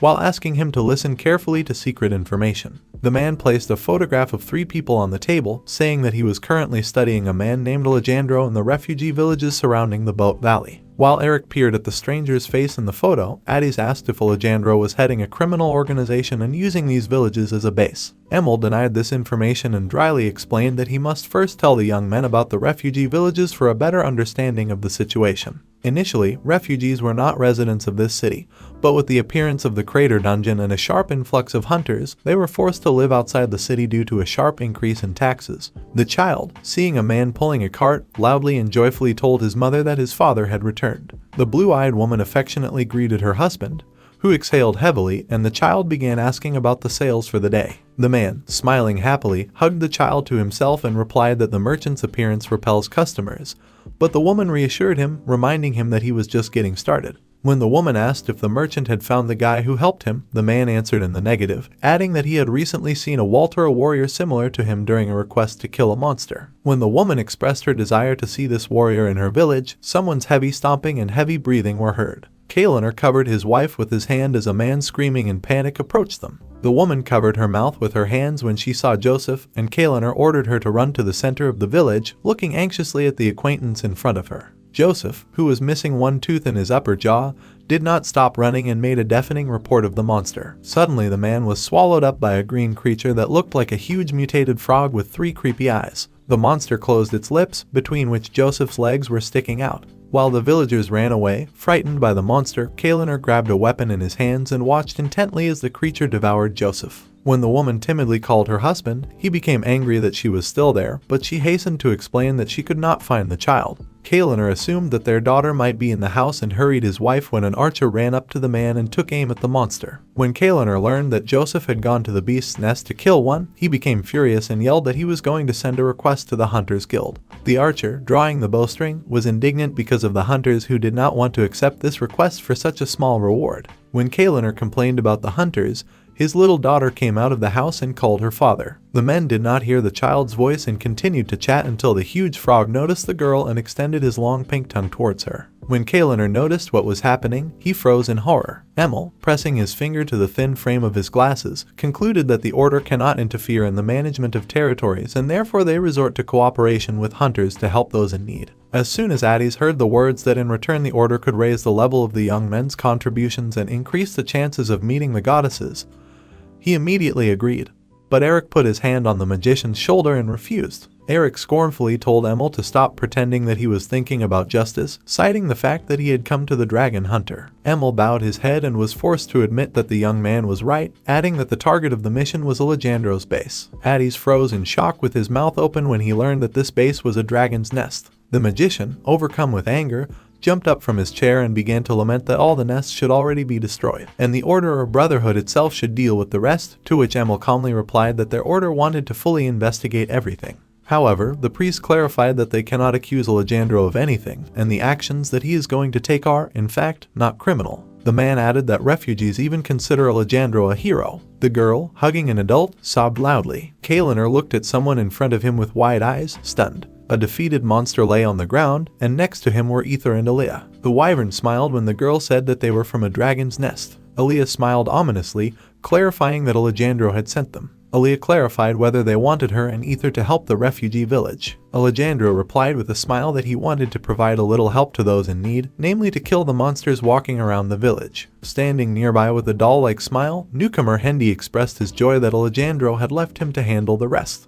While Hendy thanked the man, Aaliyah wondered why Alejandro sent her and Ether out to support the refugees. The girl did not understand what the man was up to when suddenly he announced that from that day on Hendy would look after the wyvern. Alejandro reminded Aaliyah that the last time the wyvern tried to escape. Aaliyah replied that she constantly warned Ether, thinking to herself that if she let the wyvern go, Alejandro would place all the responsibility on Hendy. The man said with a grin that before everyone else, their actions in the name of justice were secret. Aaliyah listened silently as Alejandro talked about how refugees who want to move here will be accepted after an assessment. Aaliyah did not understand why the man then reduced the number of inhabitants of the nest in order to keep this place a secret and why he suddenly began to tell the world about it so persistently. Suddenly someone loudly called out to Aaliyah, and she looked up. A huge purple monster with human teeth roared at the girl while large drops of a nasty green color flew out of his mouth. The girl called out to Ether, and the wyvern powerfully kicked the monster in the face while Aaliyah covered her face with her hands. Having thrown the enemy to a decent distance, the alarmed Ether called the girl. The wyvern asked Aaliyah about her condition, but the girl only sighed heavily in response, which made Ether worry even more. Biological fluid flowed down Aaliyah's body from the monster's mouth, and the wyvern offered to clean the girl. Ether approached the shore of a clean pond next to a green forest. Aaliyah, shielding herself from the wind with her hands, thought that enough was enough. Ether, who created wind currents with the flapping of her wings, considered it necessary to completely dry Aaliyah's beautiful hair,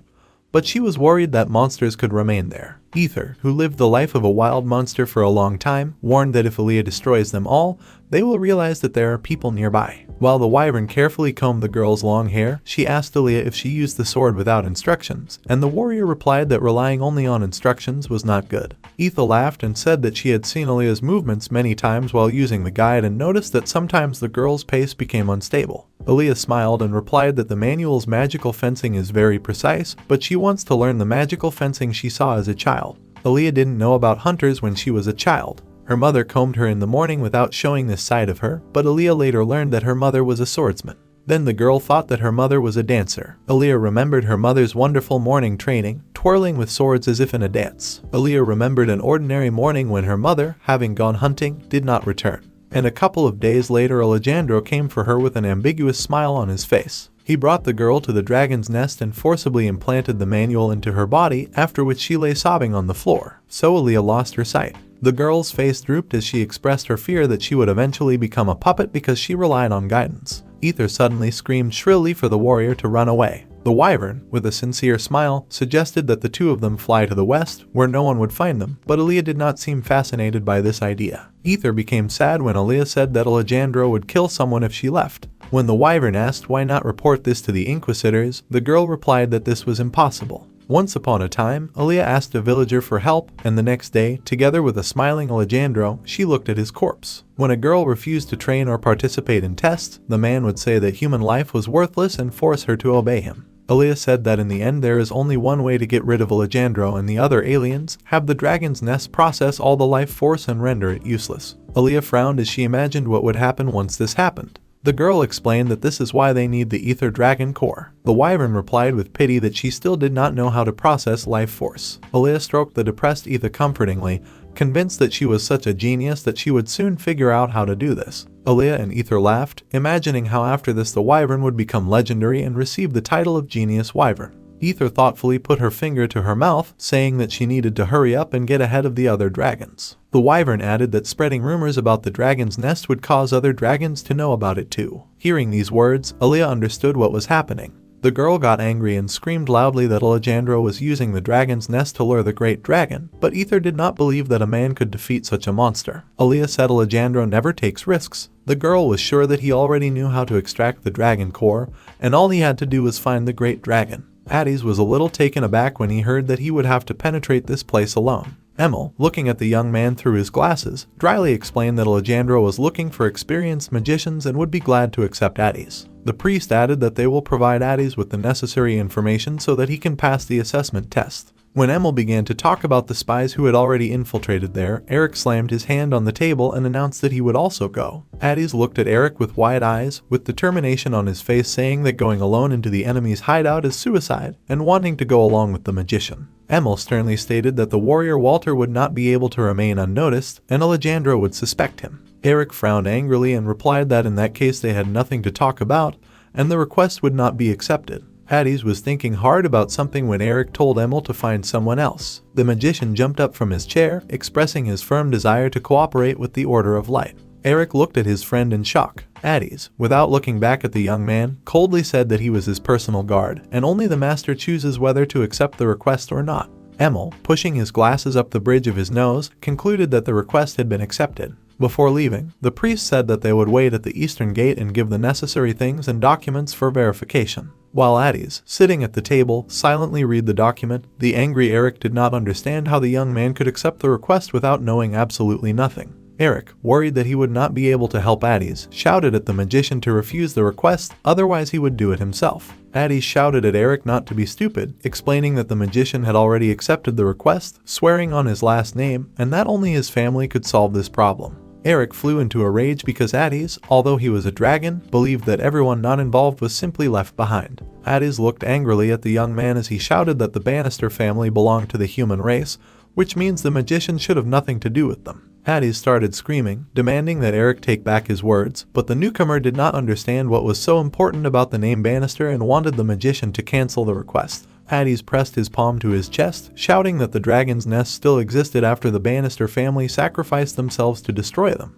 Eric bared his teeth angrily when Addis shouted that the aliens had no honor. Eric clenched his fists, shouting that honor meant nothing if the magician died. Addis frowned and was silent for a few seconds, and then calmly asked if Eric really thought so. The young man looked in shock at the magician, who thought that he had become stronger after raising his level. Leaving the angry Eric alone, Addis partingly told him not to worry about the magician dying. Eric's face showed regret and sadness as the door slammed shut. A white horse was pulling a wooden carriage. Addis took his disguise and identification documents. Emil explained that they also added an official document with a note that Addis's level was lower than it actually was, so that the young man would not be followed everywhere. Addis, looking from under his brows at the priest with eyes burning with rage, told him to stop talking and distract the magician from reading independently. Emil was taken aback and apologized, thinking that Addis seemed to have just had a fight with the girl. The magician, carefully reading the document, informed the priest about the error. Addis said that the gender indicated there was female, but Emil, opening a huge box of cosmetics, replied that this was not a mistake. When the priest asked if Addis knew how to apply makeup, the young man was confused. There was a long line of people with luggage in the tent in the middle of the road. In the distance, a family of father, mother, and child sat on the ground. When the woman told her daughter to wish her father a safe journey, the girl screamed that she no longer loved him, but Kaliner replied that he would buy her goodies when he returned. The woman with a warm smile wished her husband a safe journey, and Kaliner asked her to take care of herself and her daughter. When Kaliner looked at the line of people and thought it was strange, someone called the man by name. Kaliner greeted Aaliyah, who was standing with the wyvern, and asked what brought the girl here. Aaliyah replied that she was here to accompany the people heading to the dragon's nest, asking if Kaliner wanted to go too. The man scratched the back of his head with an awkward smile and replied that he was going to work as a builder, because physical labor is the only thing he knows how to do. Aaliyah reminded Kaliner that he would not return home until he finished all the work, and the man had a family. The man, looking at two people fighting in the distance, replied that he was worried about monsters. However, the fact that Alejandro would be recruiting hunters through a strict selection process made the man feel more confident.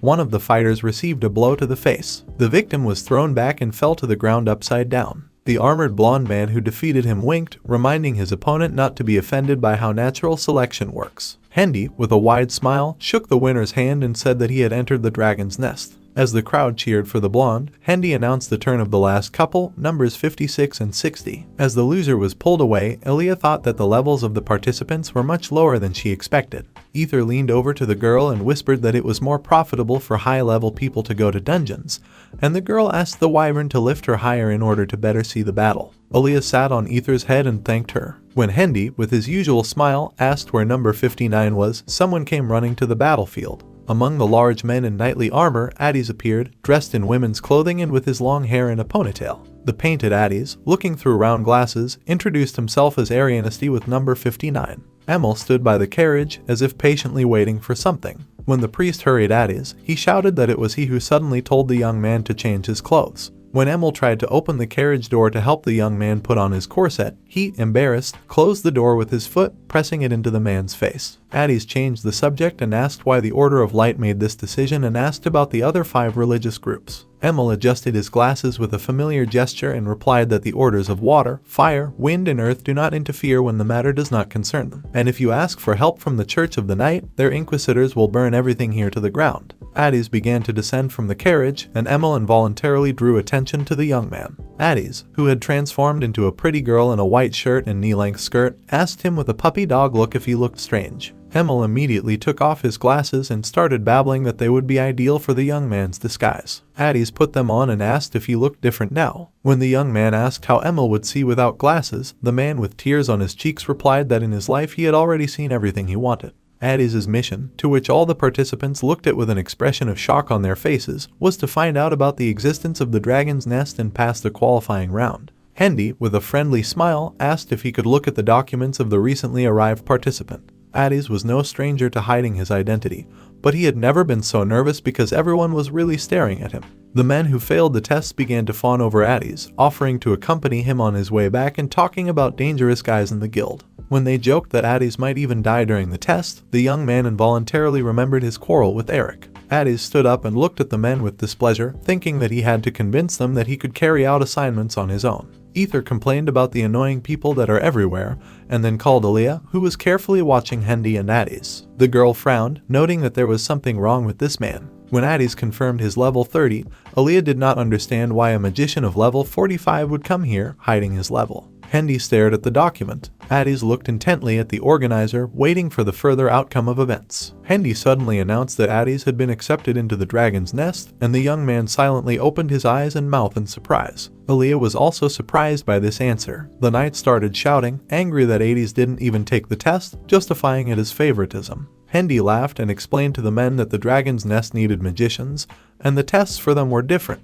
Suddenly, Aaliyah, armed with a sword, approached Addis and Hendy, wanting to prevent people from thinking that Alejandro was acting dishonestly. When Aaliyah, as the owner of the 35th level, expressed her desire to test Addis, Hendy was a little surprised by this. Aaliyah ordered Hendy to step aside, thinking that something fishy was going on. The girl rushed into battle, wishing that strong people would no longer join Alejandro. Aaliyah's sword pierced right through the ice wall. Addis skated backwards on the ground, holding his wand, while Aaliyah marveled at such a strong move during the first attack. Addis seriously felt lucky, thinking that advanced magic would reveal his identity. The young man wondered whether he should use ice magic. Seeing Aaliyah throw down one of her swords, Addis remembered that a swordsman cannot fight with just one sword. Aaliyah flew in the attack, holding the remaining sword at the ready, while Addis, standing on the ground, was preparing to parry the blow when suddenly a large man appeared between them, swinging a huge hammer. His weapon was rapidly approaching Aaliyah's head. The next moment, a column of dust rose from the impact of a heavy weapon, and people standing nearby were thrown into the air. The man with the hammer grinned nastily, asking if he would be considered to have passed the test if he killed Aaliyah and Addis,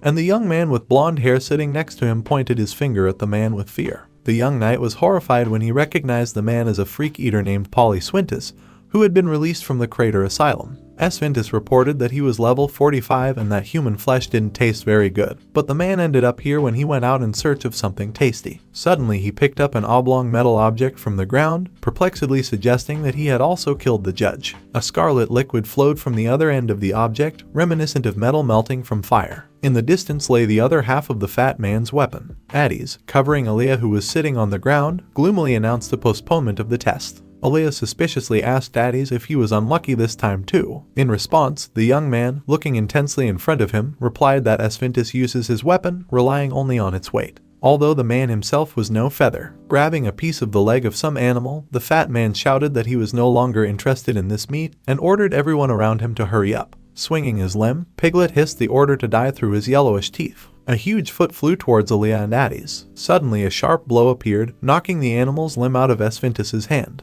The foot crashed into the carriage, and the fat man, whose features were drowned in layers of fat, looked down in bewilderment. Seeing Hendy there alive and whole, who, as always, was smiling broadly, Svintus was surprised. Addis looked shocked. Aaliyah's face did not express any emotion, and Hendy, with his usual polite smile, informed the fat man that they were no longer accepting applications today. Piglet grinned nastily, stretching out his thick lips, and asked if this meant that he had passed. Hendy suddenly laughed eerily and unnaturally, looking at the man with empty black eyes. Raising his fist and flying towards the fat man, Hendy said with joy on his face that the dead man could not pass. Addis froze, his red eyes wide open, when he suddenly saw bright red particles of something in front of his face. Hendy's blow, which was 10 times smaller than Svintus, even reached Svintus's back, causing him to fly back. Intertwined veins appeared on the man's face, and green vomit flew out of his mouth in a thick stream. The pig with a deep dent in his stomach knelt down and froze while puddles of vomit spread near his feet. As Svintus fell face down into the ground, Hendy recorded one accidental death and burst out laughing at the weakness of the deceased. Addis watched this with fear, thinking that Svintus was not weak and that the magician for a split second saw energy as red as blood. Looking at Hendy, who, as if nothing had happened, announced his departure to the dragon's nest, Addis realized that this man was using an aura. House of Addis. Aura is the red energy that a person begins to emit when he has trained his body and vitality to maximum values. Once he had this ability, his strength would surpass that of an ordinary person, and Eric could feel it. He felt the energy igniting within him. However, the bottle at which the young man was aiming remained safe and sound, and Eric, frozen in a fighting pose, came to the conclusion that there was no aura in him after all. While the young man's t-shirt was burned by the fiery blow and set his back on fire, Eric said thoughtfully that he felt something hot. Eric, who turned blue, screamed that he was hot, and when the panicking Addies used ice magic, the young man became very cold. Eric yelled at his friend in rage, and Addies, with an innocent smile, covered himself with a scroll and replied that he was practicing new spells. Eric was shocked that the magician bought the scroll for as much as a house, but Addies assured that this item contained information about mana and ways to more effectively control it, so the purchase was worth it.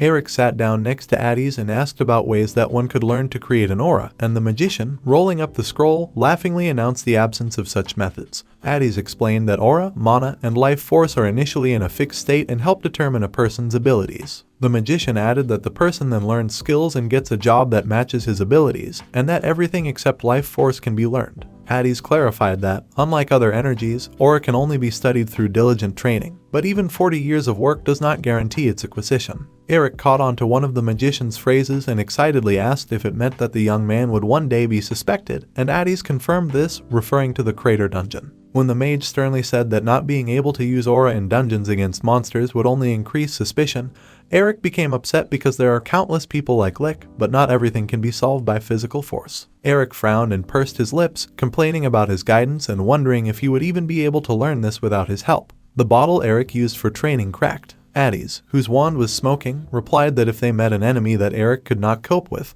then they would try to figure it out with the help of the red-haired youth's magic. Addies smiled sweetly and said that he still had a long way to go, but he would try to raise his level so as not to worry. On the table there was a jar with a label on which a red apple was drawn. Eric crossed his arms, walked from side to side and swore. The young man grabbed his hair, shouting angrily because of that stubborn idiot. Eric tried to reassure himself with the thought that Addies had lived so long hiding his dragon essence, so the disguise should be fine and that there would be no people with a level higher than the magician. At the moment when Eric was worried about Addies, Hendy announced him as the last participant to pass. Ignoring Hendy's welcoming speech, Addies ran to Asvintis, who was lying motionless face down, worried about his condition. Placing his palm on the man's back, where the fat had spread into the shape of Addies' fingers, the young man loudly called out to the judge and expressed his indignation that he had reported the accidental death of someone who was still alive. Looking at Asvintis with glassy eyes, Hendy coldly replied that the man's subcutaneous fat was thicker than the judge expected. Addies looked angrily at Hendy when he said that if they left the fat man, he would die naturally. Addies, taking out a flask with pink liquid, rudely called out to Aaliyah. When the young man desperately asked the swordswoman for help, she moved towards him and smiled. Aaliyah, on the orders of the magician, parted the jaws of Asvintis to pour the potion into it, and Addies said that the fat man must be stuffed into a transport bag and delivered to the dragon's nest. Addies frowned. Hendy's round black eyes opened wide. In the middle of the mountain stood a huge crater, stained with purple spots. Inside it stood a line of horse-drawn carts. Men on ropes lifted the load. Passing participants with tired faces got out of the carts with backpacks and sleeping bags on their backs. Exhausted, Ether lay on the ground with her eyes closed and exhaled with relief, rejoicing at the long-awaited arrival. A fat man, passed out, was tied to the wyvern's back, and Aaliyah guiltily stroked Ether's face, imagining how hard it was for her to carry Swintus. Ether agreed to this request only because it was from the person who saved Aaliyah's life. Addies looked intently and thoughtfully at the dragon's nest. Seeing pipes and devices in this place, the magician came to the conclusion that everything here was built by man. Addies wondered if they had occupied the ruins of the nest, because a real dragon's nest is filled with energy, but there is nothing here. When the thought of testing and checking this flashed through the young man's head, Aaliyah came close to him from behind and asked what he was doing. Addies, frightened by the sudden appearance of the girl, even screamed, but replied that he had been looking so closely at the many pipes while Aaliyah was peering suspiciously at the magician. Addies even hesitated when he asked with excitement if everything was okay. Aaliyah sighed and thanked the young man for saving her life, and Addies said that the fat man really was a madman. However, by madness, Aaliyah meant that the magician saved Swintus and asked the young man to turn around. Aaliyah drew Addies' attention to the judge who had beaten Asvintis and was now chatting with someone. The girl said that in fact Addies humiliated the chief of security in the dragon's nest. When the young man still did not consider it necessary to leave the man to die, Aaliyah bowed her head and coldly said that good people do not survive here. The swordswoman mentioned people outside who think the place is a hidden castle, even though it lacks food, water, and space. Aaliyah said that this place does not look like a dragon's nest,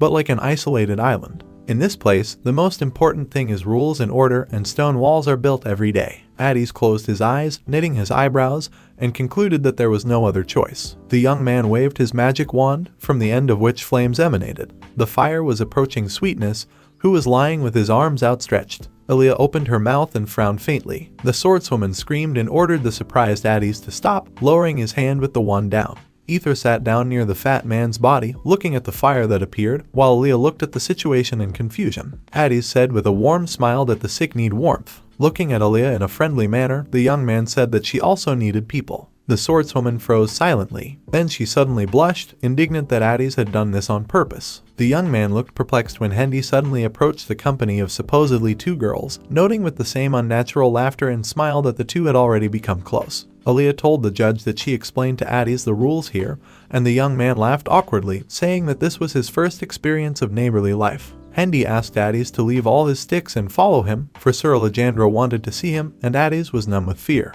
Aaliyah did not understand why Alejandro wanted to see one of the participants. The sun was setting, leaving more shadows on the stone buildings. Addis followed Hendy along the gloomy corridor. The young man was upset that he had relaxed after easily infiltrating here, but he immediately met the leader, and even without a weapon. Hendy asked Addis his opinion of the place, and the magician pretended to chirp that it was magnificent and beautiful, just as the rumors said. Hendy laughed briefly, saying that was not what he was asking, and Addis tensed a little. Hendy, narrowing his eyes, dryly asked if this was a real nest. The hand held a pen, its sharp tip resting on a clean white sheet. Addis's gaze was tense with anxiety. Hendy asked the young man if Emil had told him that there were other spies here, pulling out a golden emblem, and Addis demanded proof. In response, Hendy pointed to the glasses belonging to the priest, and then Addis did not understand why the judge asked to leave all the sticks if they were on the same side. Alejandro's lips curled into a smirk. The judge explained that Alejandro would also be unarmed and Hendy would use aura, but Addis was only worried about the guy's behavior. Approaching the door, Hendy turned around and warned Addis that if he wanted to finish faster,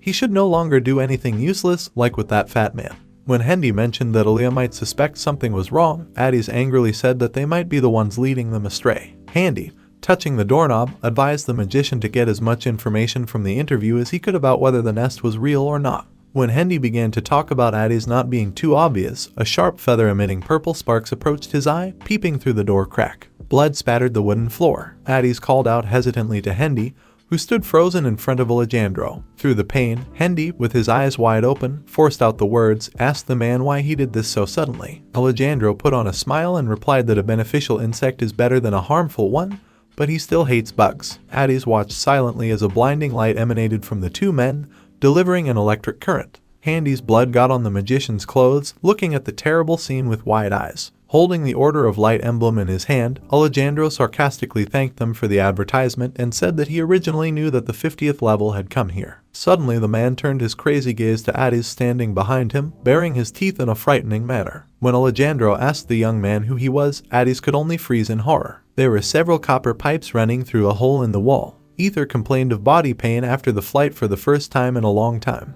The wyvern invited Aaliyah to ride and fly to their room, but the girl only mumbled ambiguously in response, looking at her hand. When Ether asked if something was wrong with the hand, Aaliyah replied that she just had a strange feeling. The swordswoman said that she usually feels something like a current on her hands. This makes it possible to feel a person through touch, but when touching Addis, Aaliyah's feeling was different. Aaliyah sat on the wyvern's neck when she suggested that it was the high level of the magician, but the girl replied that the feeling was familiar, but at the same time strange. When Aaliyah touched the top of Ether's head with both palms, she felt the same feeling and shouted loudly about it. Aaliyah concluded that she experienced similar sensations when she touched Ether, and the girl began to guess. The wyvern, looking up at Aaliyah, voiced her guess that Addis was a dragon. Ether and Aaliyah looked at something in front of them when they realized they were already late. A blindingly bright magical light emanated from a long thin window. The blow of the same light hit Addis hard. The young man hit the ground with his back, but quickly took a fighting pose. Addis was unhappy that without magic stones he could not use magic normally. Now Alejandro understood why the Order of Light was so interested in him and in the authenticity of the dragon's nest. The man guessed that the Order needed a legitimate reason to act, and for this they sent experts to infiltrate this place. Ignoring Alejandro's question, Addis said that everything became clear when the man killed the priest of the Order. Alejandro grinned disgustingly when he heard such an assumption. He did not consider this important if witnesses were absent. Electric currents knocked Addis off her feet. Aaliyah and Ether flew to the battlefield, and the wyvern thought that Alejandro was able to see the dragon's core and had already found out that Addis was it. However, Aaliyah denied this proposal, saying that the man used the dragon's nest as bait. Looking at the smiling Alejandro, Aaliyah reported Addis level 45, adding that there is only one way for a man to know whether he is a dragon or not. That is, to drive you into a corner before death and thereby force you to reincarnate into a dragon. When Ether began to worry that if Addis turned out to be not a dragon, then an ordinary person would die, Aaliyah indifferently said that this was Alejandro's nature. Aaliyah came to the conclusion that she would have to kill Addis before he revealed his dragon nature. Ether rushed forward with a concentrated expression on her face. The blue stone shone and exuded energy. While Addis was thinking hard about the fact that his magic had weakened, but he needed to somehow repel the enemy's attacks, he asked Alejandro why he created the dragon core. While fountain pens circled around the man's face, he hinted that he would not tell the magician the truth and asked him to ask this question again before killing him. Poking one of his hands in the air, Alejandro added with a grin that this would only be the case if Addis lived to see this moment. The man attacked the magician with a dozen identical magic shots. Addis tensed and frowned when he saw that it was a physical attack. The young man built a shield of ice in front of him. Addis was horrified when he saw that Alejandro's 2 attacks were still approaching him. They caused the ice shield to crack in half and the mage to jump back. The creepy fountain pen, like a snake, wriggled in the air, approaching Addis. The young man watched the object from top to bottom, baring his teeth in stress. The pen mercilessly passed over the entire surface of the magician's body. Emel's glasses flew off Addis's face and cracked, scattering into small fragments. Alejandro, relaxed with his hands in his pockets, jumped on one leg onto the ice block, still grinning.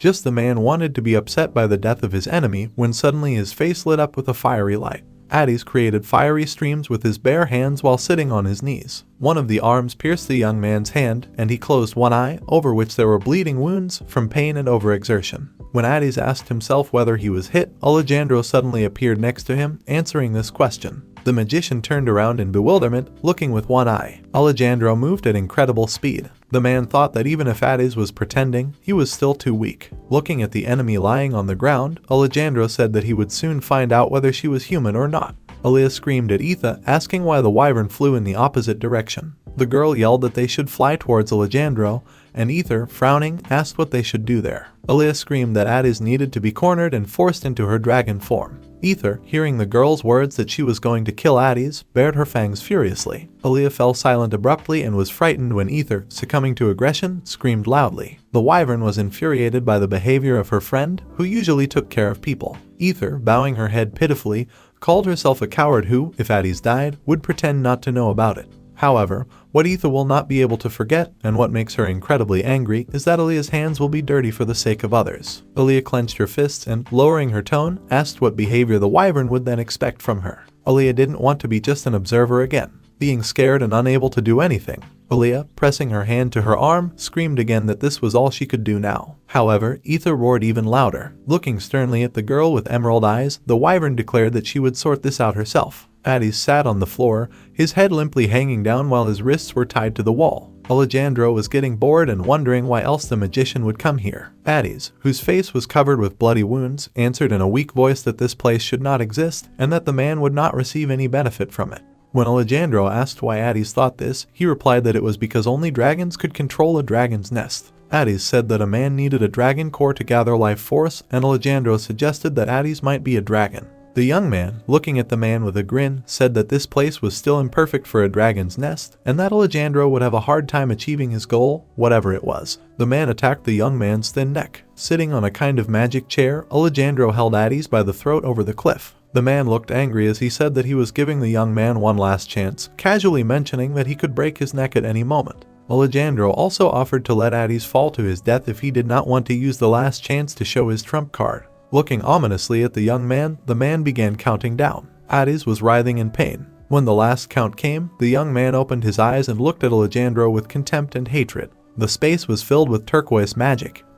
Alejandro sat relaxed with the help of magic, holding a rope of mana around Addis's neck, and warned that he had come to the dragon's nest in vain. The man smiled maliciously, informing the great dragon, in his opinion, that he would not be able to raise his level here. Addis was surrounded by bubbles of green energy and, gritting his teeth against the choking rope, loudly declared that he was not a great dragon. Green magic drops were rushing somewhere behind the red-haired guy, proving that it was really not he who was accumulating energy. Alejandro, standing on the edge, continuing to strangle the guy with a thread of mana after the enemy's words, drew attention to the movement of energy around him. The life forces gathered elsewhere, at the epicenter to the left of Addis, forming a dazzling green glow. The man threw the guy to the ground in disappointment, ceasing to choke him, and tutted displeasedly due to the lack of a real dragon. Addis, in her female form, sat in the rays of a bright glow, looking at Alejandro with contempt and realizing that thanks to another dragon, his true identity was not revealed. While the man's attention was drawn to the source of green light in the sky, Addis looked at him from behind, wondering if everything was planned by a cruel schemer to attract the dragon.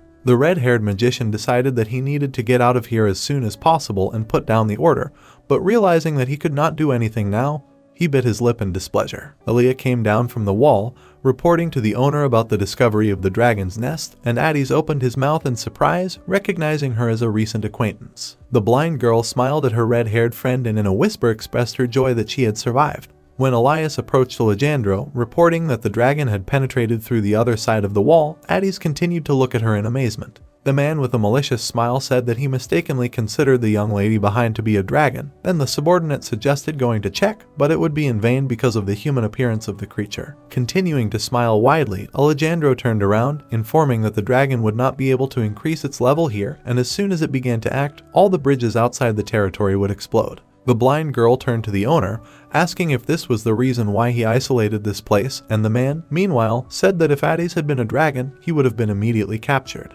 He was getting closer and closer to the red-haired guy pretending to be a girl, uttering provocative words. Alejandro grabbed Addis by the chin, adding that he managed to conduct a good experiment, while the guy looked at him with hostility with a grin. The man smiled predatorily, apologizing for giving the young lady hope that he would leave her alive, justifying himself by saying that there was a shortage of resources in this place. Aaliyah, standing to the side, tried to distract the owner with a thoughtful look, reporting the damage to the dragon's nest, and Addis sat with bulging eyes. The dark-haired swordswoman began to cheat, declaring that she felt disharmony from the very appearance of the red-haired girl, considering her a dragon. When Aaliyah said that perhaps Addis could help with the repair, shock froze on his face from the realization that his friend was trying to save him, but Alejandro was indignant. When he turned fully towards the dark-haired subordinate, a smile appeared on his frowning face again. Placing his hand on Aaliyah's shoulder, Alejandro unexpectedly agreed with the girl's idea, deciding to get at least some benefit from Addis and leaving him under her supervision. Having given the necessary instructions to a trusted person,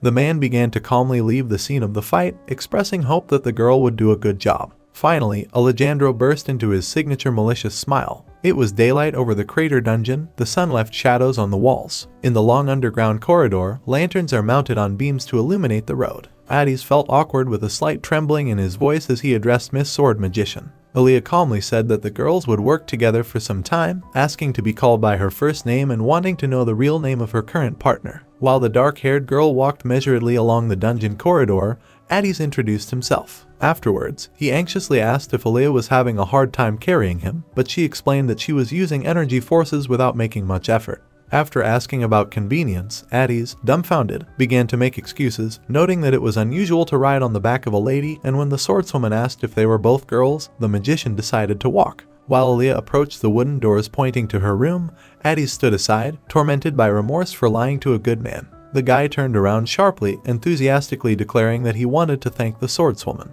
However, Alice, frowning slightly, replied that this was not necessary. She turned her head towards the guy with a serious look, admitting that she wanted to kill him after learning about the dragon essence. Then Addis, with puppy eyes, tried to justify himself, recalling that Aaliyah had seen the dragon in another place, and the blind swordswoman interrupted his speech, asking if he had recently collected a lot of vitality. After these words, Addis stared at the girl in shock, deciding to ask how she found out this information. Aaliyah calmly stated that she could feel a faint flow of life energy, learning even more as they got to this place, and the guy was interested in who was giving her orders. The dark-haired girl stood motionless, noticing the difference in levels, the deserted space, the thick walls, and her lack of weapons. While Aaliyah was saying that Addis could easily kill her here, the guy frowned with displeasure, moving closer to his interlocutor. He grabbed the swordswoman by the shoulders and began to shake her, bringing her to her senses. The red-haired magician raised his voice at the girl, asking her to pull herself together and asking whether Alejandro had given her the order to find out his true nature. While Addis ranted about the construction of the nest by the greedy great dragons and the deception of Alejandro, Aaliyah,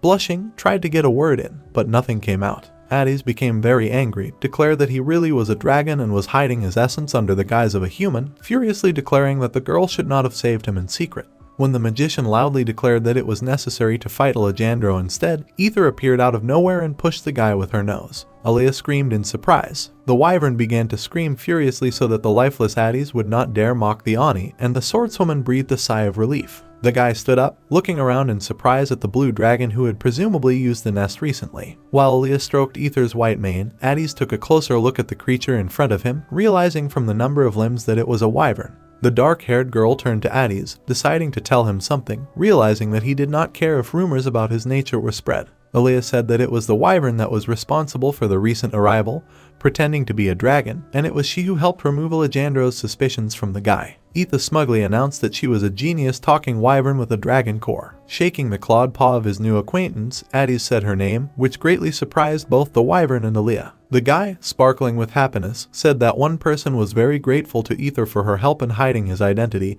adding that he had heard that she lent him as many as 300x. The wyvern immediately understood who she was talking about, looking very shocked, and a picture with a pumped-up, half-naked alien, Eric, immediately popped into her head. Meanwhile, back at home, Eric lamented dissatisfiedly that everything was going wrong, bathed in red light with beads of sweat on his face. He held a stick in his hand and, moving it, asked something to disappear. Dark splashes flew near his face, and the man screamed. He squatted over the toilet, which only worked from the 12th level, unsuccessfully trying to clean it, but splashes got into his eye, and now the hero was screaming heart-rendingly. 3 days have passed since Addis left on his mission, and the house has already turned into a living hell. Everything did not go according to plan. For example, a high-quality faucet only worked from the 8th level. Eric rummaged through the broken refrigerator in search of clean water, feeling like a primitive man in this house. The main character could not cook even if he wanted to, because the stove required the 8th level. Also, Eric did not have money to go to the restaurant, and he could not take it from the high-class safe required by the 33rd level. Desperate, the main character decided to go on a mission to earn money on his own. Arriving at the guild headquarters, the jock received an impartial refusal from an employee he had known before, because the rules stated that personal security could not receive missions without the participation of the masters. The girl with glasses looked detachedly at the book, trying to find a job, but there were difficulties with this when suddenly shaking began. While the building was shaking, the employee turned over her mug of tea and screamed heart-rendingly in fear. It felt like a new earthquake had formed right below them, but in reality it was just Eric kicking the counter. Noticing this, the girl with a frightened expression on her face immediately agreed to give the guy a job, adding that the reward would be small since it would be considered a personal favor. Taking the glasses by the temple, the girl, struggling with doubts, began her story about the events that happened a week ago. The employee was happily returning from shopping, having bought a lot of new things for the party. However, she subsequently failed to find them for 4 whole days before the event began. During the story, the girl became very tense, clenching her teeth furiously. After wandering around the room, she found a blonde hair, admiring it furiously, and Eric, seeing the evidence, replied that this would not be much help. With a hateful look, the girl pointed the knife at the photo of her older brother, declaring that only he could come into her room and steal things. Eric was surprised to recognize the man in the photo as the priest Emil, when the employee with an unpleasantly sad expression on her face reported that he was talking about some kind of disguise for the mission. After the story, the woman burst into anger, asking Eric to track down her brother, take the things and then burn the man. The mission was strange, but the jock was glad to get the job. Eric realized that he had no idea where to look for the priest, especially if he was working undercover, trying to come up with at least some clue for the search. A yellow screen appeared asking if the guy wanted to use the tracking skill using genetic information. Holding the hair, Eric read the sentence in surprise. Looking at the yellow screen in front of him, the jock is grateful that, although it was late, he learned about the tracking skill. Looking around, the main character concluded that there must be no one so far from the city. Feeling good about his new skill, Eric chose to start tracking. The activation of the analysis began, and the screen identified the life force as prana. According to various characteristics, the right person was found from all the selected potential people, and the tracking was activated. The magic stick crashed to the ground at Eric's feet, signaling the end of the tracking. Eric's face expressed complete disappointment with this skill. Information has appeared that the face is in motion, as well as the cooldown time of the skill. The dark, muscular man, illuminated by the sun, raised his head, looking somewhere high. A cliff towered above him against the backdrop of a blue sky with clouds, and the guy decided to return home and wait for Addis. In the high plateau was the entrance to a tunnel in the shape of an arch. Under the cold light of the lamp, the fist of a massive pumped-up hand flew with the intention of striking. The monster struck the man with all his might, leaving a light from his fist. A pumped-up creature in a t-shirt menacingly asked the hostage where the thing that was handed over to the priest Emil was. The guy, with a swollen face from blows, abrasions and bruises, repeated that he knew nothing about it. The monster then furiously explained that he had already learned of Hendy's involvement with the spies, adding that Alejandro knew that the priest was his accomplice. Watching the angry green monster with pointy ears from below, Emil stated that he understood from the conversation about the serious side effects of artificial guidance. The green-skinned creature grabbed the guy's face with its paw. Baring his fanged jaw, the monster threateningly declared that if the man did not speak, he would tear him to pieces. The monster reacted instantly to the request to stop, trying to find the one who uttered these words. He growled with displeasure, and Emil, tied to a stick, asked with displeasure who the third one had appeared. A crazy-looking man with huge eyes popping out of their sockets, holding a lantern in his hand, said that it was he who created artificial guidance and similar products. The hostage screamed furiously, outraged that a mad scientist was turning people into disgusting creatures by calling them products. The werewolf and the lizard looked at each other, standing aside, when they heard the word disgusting from the priest. The mad scientist shouted at Emil indignantly, asking if he didn't know that people's value doesn't lie in their appearance. He grabbed the furious hostage by the neck, asking if he was then raising the level to be recognized as a person. Throwing off his white robe, the scientist exposed the insect's abdomen and legs, declaring that the leadership helps to reveal the true value of people, which lies in high level. He also called it a blessing.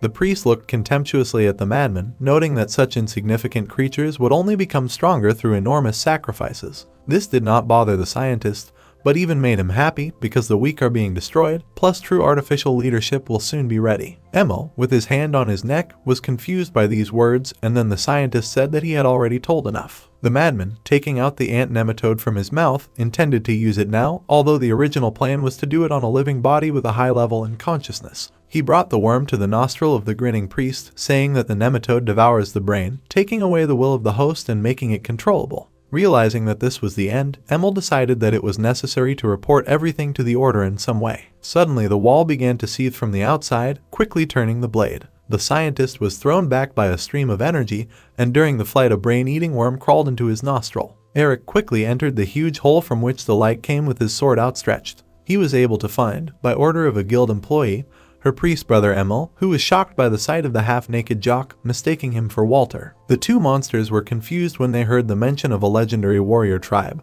while Emil tried to find out why Eric came to this place, and he replied that he was given a task to find a man. With a sly look, the priest confidently said that he knew that the Order of Light had other spies, but this turned out to be incorrect. Previously worried that Emil was wearing his sister's clothes, he was now confused, clarifying what the man had with his face. While the jock was pointing out his terrible appearance to the priest, a pointy-eared werewolf flew behind him. The guy didn't have time to understand anything, and his neck was already surrounded by a pumped-up green hand. Eric sharply recoiled far back, leaving a fiery streak on the ground behind him. The jock concentratedly reached for the sword behind his back, simultaneously trying to understand what kind of monster was in front of him. While the werewolf was flying furiously towards Eric, he saw through the manual the inscription human century, chalking up the question marks to a broken manual. Eric concluded that since the creatures knew Walter, they were definitely not monsters, wondering how to behave with them while the lizard tried to hit him with its tail. Seeing the attacker, the main character decided that he looked like a lizard, while he furiously said that even Walter would not defeat them.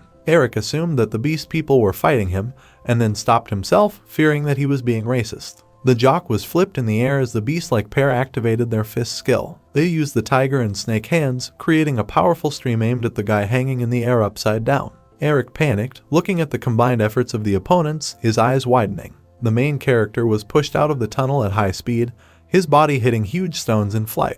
When the guy became surrounded by fragments, something dawned on him. When he was slammed into a huge stone, the beastman said that this all happened to him because he was pretending to be a Walter, having only the 5th level. A huge dent from the guy's body formed in the stone, and he himself sat slumped forward. The monsters who approached him were surprised that Eric was still alive, suggesting that they were able to contain their power. The monster with fur turned to the jock, declaring with a malicious laugh that if he could entertain them, he would save his life. The main character squatted down and, holding his head, began to speak, and the beast man, hearing this, fell into severe shock. Gritting his teeth in regret, Eric apologized to the monsters, repenting for making a hole in the cave that was their home. The monster with fur looked at the jock in bewilderment as he made excuses, realizing that it was normal to be angry at a stranger who had destroyed the house. The lizard also watched the repentant guy with round eyes, and he said that he understood the feelings of the beast people now, sharing how a hellhound once destroyed his house. While Emil was leaving the cave, Eric stated that he did not know what the yellow-haired prisoner had done wrong, but he intended to take him with him after he fixed everything. The priest listened in amazement to what Eric was saying. Because of the stereotypes about warriors, he did not believe that Walter was trying to negotiate. A second later, Emil realizes that the jock does not understand the essence of these two. He shouts and warns the astonished guy that these two are not people. At this moment, a huge paw flies over Eric's head, intending to crush the guy, and he opens his mouth in surprise. The monster with fur strikes, raising clouds of dust into the air, as well as large fragments of stones. Eric managed to dodge the blow and jump into the air, still surprised that a couple of the attackers were not human. From the ground near the crater formed by the impact, the woolly monster angrily announced that it wanted to devour the main character, standing on all fours. Now the monster was a full-fledged werewolf, furiously wanting to eat the jock, and the information about him had changed. Eric noticed the changes with surprise, and a box crawling up from behind said that they were only capable of changing shape. The scaly monster exclaimed that he could feel his weak human mouth gradually disappearing, calling it freedom. Eric, putting his sword forward, was stunned to decide that both opponents were losing their humanity and therefore were not human. The lizard's powerful blow swept across the plateau, ending in an explosion. The main character managed to dodge by jumping onto a stone. The guy swore at his opponents with dissatisfaction, illuminated by a terrible realization. Leaning on the entrance to the cave, Emil gloomily declared that it was all his fault because he accidentally fell into the clutches of monsters, and the scientist crawling towards him declared that it was too late. While liquid was flowing from the mouth of the crawling, bug-eyed madman, he said with multiple repetitions of consonants that the product does not distinguish an alien when he becomes wild, having killed another warrior.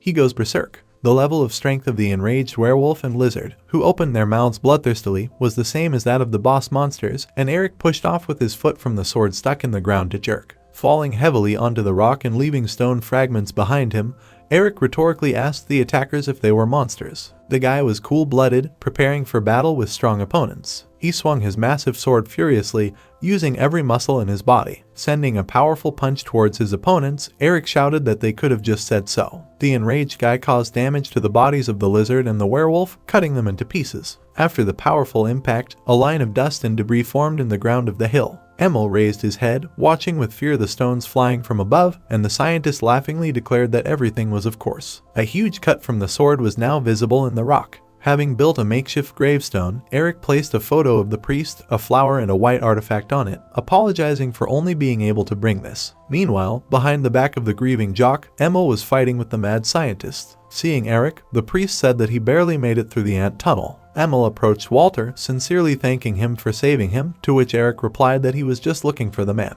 While the priest was beating against the pumped-up chest of the jock and asking for forgiveness, he offered with a smile to return to the city, looking ahead with enthusiasm. Eric was fascinated by the view before him, but he began to be interrupted by the priest's lamentations. Emil said with remorse that Alejandro found out about everything, and now Addis is in danger. When Eric called out to Emil, he looked at him hopefully. Hearing the name of his friend, the main character decisively asked where the dragon's nest was. Green droplets flew around the screaming piglet as Sir Alejandro was informed that the artificial leadership could only absorb experience points. The subordinate explained to the man, observing the test subject, that due to the fact that life force consists of experience points and life energy, its success will kill a person without a dragon core. Alejandro said with a smile that it didn't matter, because the test was being carried out to find out about the work of the dragon core, while the guy with straight bangs increased the amount of vitality. The pig began to shake with all its might, absorbing the incoming green energy. At one point, the drops froze in the air,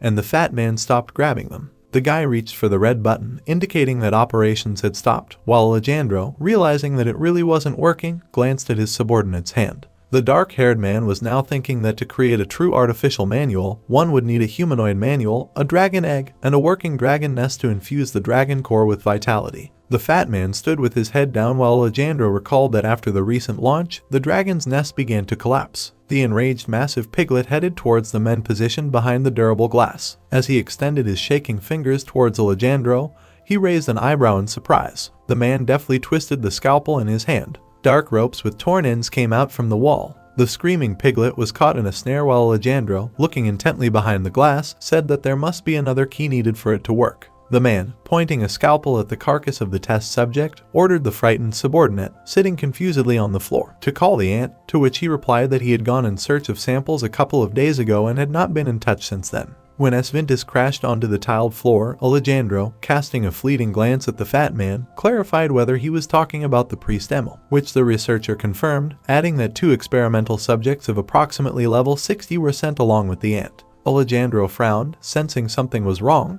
because he had no idea who could fight these two. Opening his eyes slightly, he curled his mouth, involuntarily thinking about the Inquisitors, declaring that this was making things more complicated. When the taken-aback scientist stood at the exit with a tablet, Alejandro, without turning around, gave him the order to place the test subjects on guard of the deepest floor. The researcher with the strange hair looked at the boss in shock, thinking about merging life force. The guy asked how many test subjects to send, and Alejandro, not paying attention to the question, left the laboratory. Stopping for a moment, the man turned back gloomily and briefly answered everyone. A whole week has already passed since Miss Addis arrived at the Dragon's Nest. All this time, the undercover guy and Aaliyah continuously explored the area. Addis, being a dragon, knew about the dragon's nest, which made life much easier. The wyvern lay on the ground, drooping from the thought that she could not help the Unnai, if only because due to her large body she could not even go inside. Ether was bored and lonely because she could not often communicate with the girl close to her, but she did not have much free time because she was busy completing the dragon core. With tears in her eyes, the suffering wyvern decided to mock Miss Addis after the end of business and completely ignore the Unnai now so that later she would look at her scaly friend differently. Ether was distracted from her dark thoughts by the appearance of Aaliyah,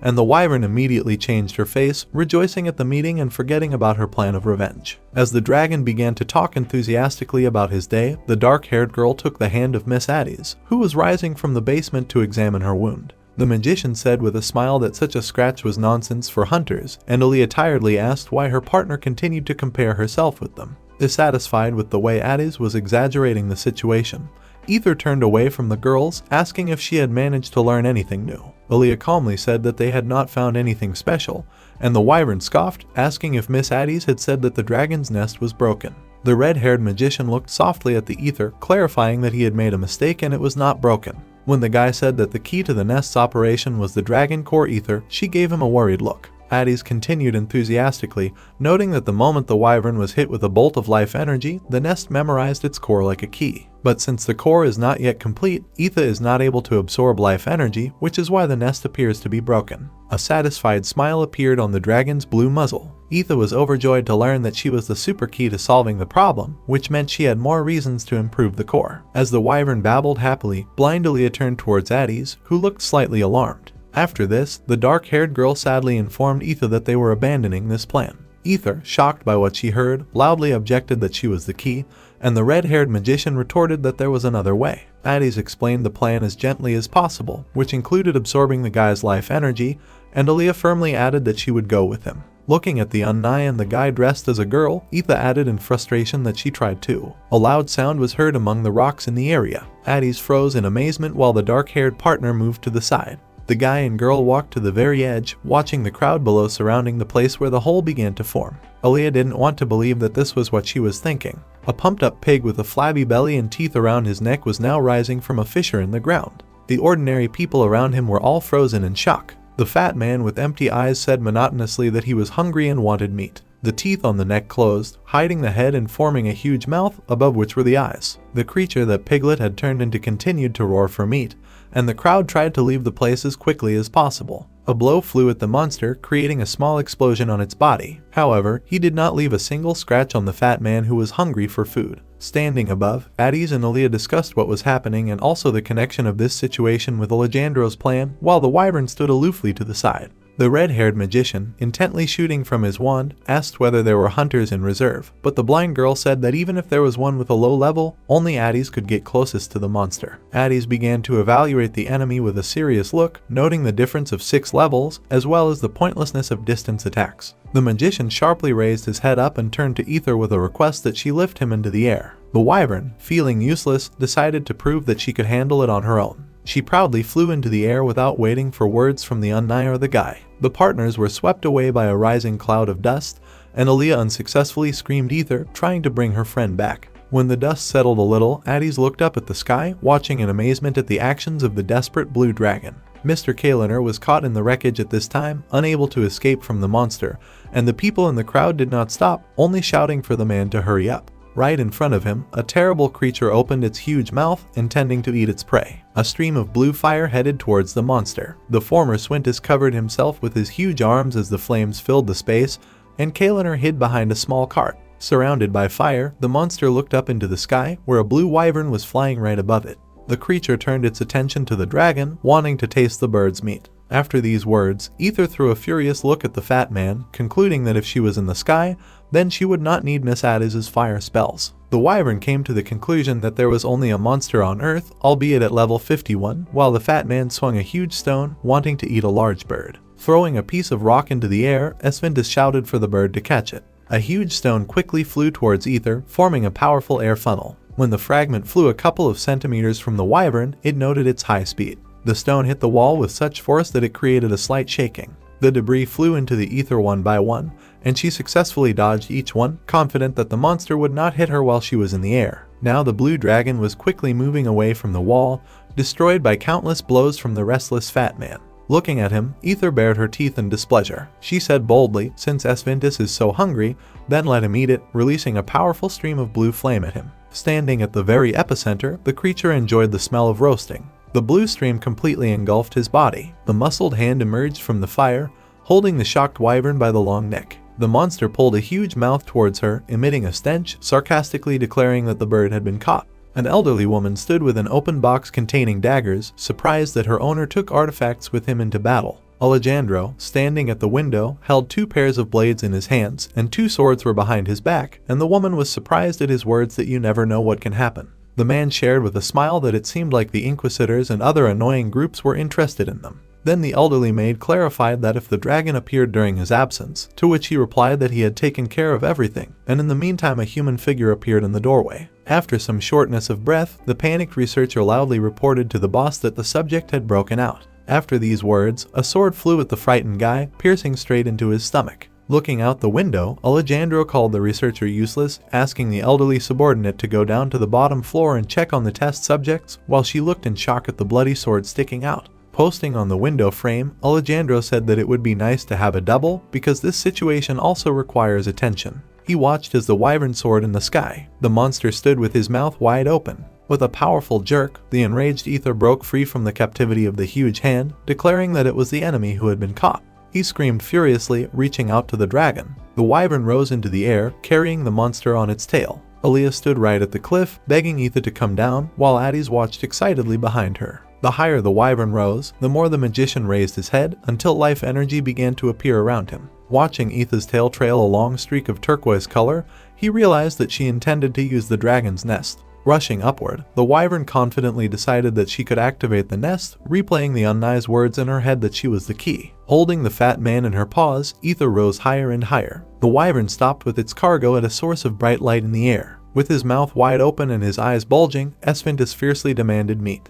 The entire sky above the crater dungeon turned turquoise. Then the energy began to gather back, forming a ball in the sky, and something fell down, raising a cloud of dust. Nothing was visible in this dusty haze. Walking around the area, Aaliyah unsuccessfully continued to try to find Ether, but she did not even respond. The desperate girl screamed loudly for the wyvern to answer her. Right behind Aaliyah, Ether stood tall, standing on her hind legs and making a satisfied sound. She excitedly turned to the enemy, saying that she managed to blow up the monster and remain unharmed. Aaliyah slapped the dragon as hard as she could when he declared that there was no reason for them to help Miss Addis now. She looked at the Unnai in amazement, who rudely told her to leave right now. Turning away from the wyvern, the blind girl shouted at it to move, putting her hand forward. Tears appeared in Ether's eyes because she never expected such cruelty from her close friend. Suddenly, a blade flew towards the dragon and Aaliyah, which the swordswoman successfully repelled. The wyvern gave the one who threw the sword a look of fear. An angry man walked towards Ether and Aaliyah, thinking that the girl was going to run away because she had begged so much to spare the wyvern. Pointing his blades at his friends, Alejandro walked measuredly towards them, not expecting such a turn of events where Ether possesses a dragon core. The wyvern gave the man a look full of hatred. Aaliyah's gloomy face turned towards Alejandro, who was sure that the subordinate intended to absorb the power of the dragon's nest using the ether core. With a predatory squint and a malicious smile, the man recalled that he warned that there would be no second chance. At this time, a red-haired magician flew up to him from behind. Activating the artifact, which glowed orange, he menacingly ordered the wyvern to flee. Addis released a powerful stream of magic at the enemy, filling the space. However, the orange energy could not affect Alejandro, who noticed that the young lady was also already on Aaliyah's side. He noticed that the ward was moving quite quickly when she decided to attack the man with 2 swords from the back. However, Alejandro, without even moving, stopped the attacker with his magic, and a discharge of blue lightning formed near the swords. Aaliyah didn't care about herself. She desperately shouted at her friend to leave, because everything would be over if she was caught. The wyvern quickly soared into the air, leaving Annie and Miss Addie's alone with a strong opponent, Alejandro. Aaliyah raised her swords, preparing for another blow. Addie's looked furious as he accumulated energy in a red ball using 3 crystal wands. Small bursts of energy came from Alejandro's daggers. When his partners attacked him from both sides simultaneously, he was able to repel their attack. While Aaliyah and Addie's performed their strikes, Alejandro flew into the air, leaving long blue lightning bolts behind him. Ether sensed something was wrong, noticing a bright blue flash with discharges on the ground. Alejandro quickly approached the wyvern, and there was a malicious smile on his face. At the same time, Eric fought with a huge stone golem, effortlessly cutting its body into 2 parts. Emil told the guy resting after the battle that the dragon's nest was in the Rocky Mountains, which is why they came all this way. Eric shouted angrily that all the mountains looked the same. Then the priest suggested that they look more carefully, adding that this place looked like Walter's house. Then the jock looked contemptuously at Emil, saying that he was a useless spy, and he replied that he was a high-ranking priest. While Emil indignantly continued to make excuses, Eric looked at the ant in bewilderment, asking him whether they were going in the right direction. The insect no longer understood human speech and was not able to pronounce it. While the huge ant walked in circles around the jock, Emil concluded that he had finally turned from a scientist into a monster. While Eric carefully fed the ant clover, the priest, not paying attention to them, displeasedly concluded that he needed to return to the order and take the soldiers with him. Noticing how relaxed Walter was giving the flower to the insect, he burst into rage, and Eric calmly explained that in this way the ant would lead them to the right place. Standing behind the calm Musliman, Emil angrily said that while he was fooling around, Addie's might already be dead. Something in Eric's head clicked and his eyes widened. After an outburst of anger, the priest apologized because he shouldn't have said that, and the main character, getting up, replied that he didn't hold a grudge. Eric remembered how Addis said goodbye that he could die, treating his partner as a weakling, but he believed that he was right then. The guy sadly said that if you look back, it will become clear that he was only looking for an excuse not to be alone. After confession, Eric, the priest, closed his eyes and grinned, and the jock asked what was funny about what he said. The main character looked perplexed when Emil shared that he did not expect such devotion from a member of a tribe of barbarians obsessed with blood and guts. The priest slyly glanced at Eric, who, panicking, tensed up greatly and decided to enter the role of Walter, furiously declaring that guts and blood are the coolest. Behind Emil, lightning formed on the top of a distant mountain. The priest turned around in bewilderment, and Eric reported that the blow came from the ground, which meant the involvement of a swordsman. Emil said that if the blow is visible from such a great distance, then it is definitely Alejandro, which means he needs to return to the order and call the army. While he was saying this, Eric was already at a low start. Looking at his companion in bewilderment, Emil did not want to believe what the jock was about to do. After the words of the priest, the main character made a jerk, breaking the ground under his feet. He flew forward like a bullet into the light of blue lightning, without thinking about anything. His goal was to reach the mountain as quickly as possible. Eric resolutely flew forward, wanting to see Addis as soon as possible. Alejandro fought off 2 attacks on the battlefield. Suddenly he flew into the air, leaving behind a bright blue lightning bolt. Addis decided that now that the man knew that Etha had a core, they could not retreat. He thought that the only one who could give Alejandro a fight right now was the dragon, revealing his true nature. From the crater underground, discharges of blue lightning rose high into the sky. Alejandro said with a happy grin that it took longer than expected. He held in his hands a dragon core concentrated between 2 hemispheres. Closing them while sitting on the defeated Ether, the man concluded that it was a good job. The wyvern looked contemptuously at the man, and he laughed and advised her to pretend that she never had a dragon core. He addressed the girls in the haze, saying that they did not have to worry so much about this. Aaliyah stood with her swords raised, and Addis sat cross-legged on the ground. Looking at his hands, he asked in bewilderment why he was not turning into a dragon. Aaliyah said seriously that Alejandro has countermeasures against the dragon, which have appeared since the day the identity of the red-haired guy was revealed. On Alejandro's neck was a unique polymorphic medallion that had the ability to transform a dragon into a human. Looking gloomily at the artifact, Addis concluded that they had no other ways to defeat the enemy. Holding swords in her hands, the gloomy Aaliyah loudly called out to Alejandro. She screamed that she was the last element left to complete the artificial leadership, asking to let the others go, and the man looked at her sideways. Putting the blade to her neck, the girl threatened to ruin all plans with her death if Alejandro did not comply with her demand. Ether was very frightened by the unnice behavior, and Alejandro was even amused by the situation. The man sarcastically told the girl that she knew him too poorly, adding that he did not bring many Ratnians here in order to change this place. The girl did not remove the sword from her neck, and the man continued his monologue, clarifying whether she felt the accumulated vital energy. Addis looked at Alejandro in shock, realizing that the dragon's nest was an unusual place. Quickly snatching the sword from Aaliyah, the man added that it is used to extract the life force of people and other living beings. Hearing this, Addis widened his eyes in surprise and asked again.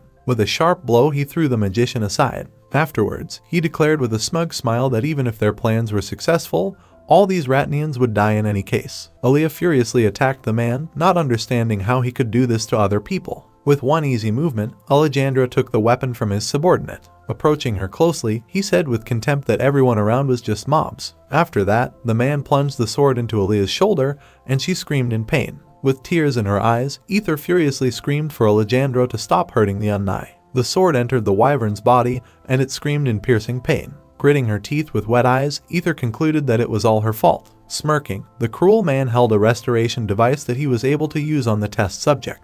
He grabbed the screaming girl by the shoulder, lifting her into the air and explaining that she should be grateful to him. He stuck the device into Aaliyah's neck, telling her that he helped her meet her late mother. To minimize the side effects of artificial guidance, we need data that is similar to the experimental data. Alejandro was amazed at the stupidity of the Ratnians, preparing to plunge a dagger into the girl. He added that it doesn't really matter now because ignorance will allow her to die peacefully. A fiery orange energy appeared right in front of Alejandro's face. Addis, standing at a distance, directed a powerful stream of fire at the man. He shouted furiously for Aaliyah to take this chance. The girl, gritting her teeth, illuminated by the energy from the blow, reached forward with her hand. At that moment, Alejandro swore at his subordinate, pushing her hard, and she flew into the hole behind. Despite her wing being damaged by the sword, Ether resolutely rushed to help her friend. She ran to the edge of the pit, preparing to drop down behind her Unnai. Addis continued to attack Alejandro while Aaliyah and Ether were in a deep hole. Holding fiery arrows in his hands, he decided to drive away restless thoughts from himself because now was not the time to worry about his girlfriends. Addis wanted to assume they were okay and do everything he could right now. He held an arrow while 3 others floated in the air, emitting a red glow. An energy ball was concentrated at the tip of the arrow. Addis sent an incredibly strong stream of fire towards his opponent.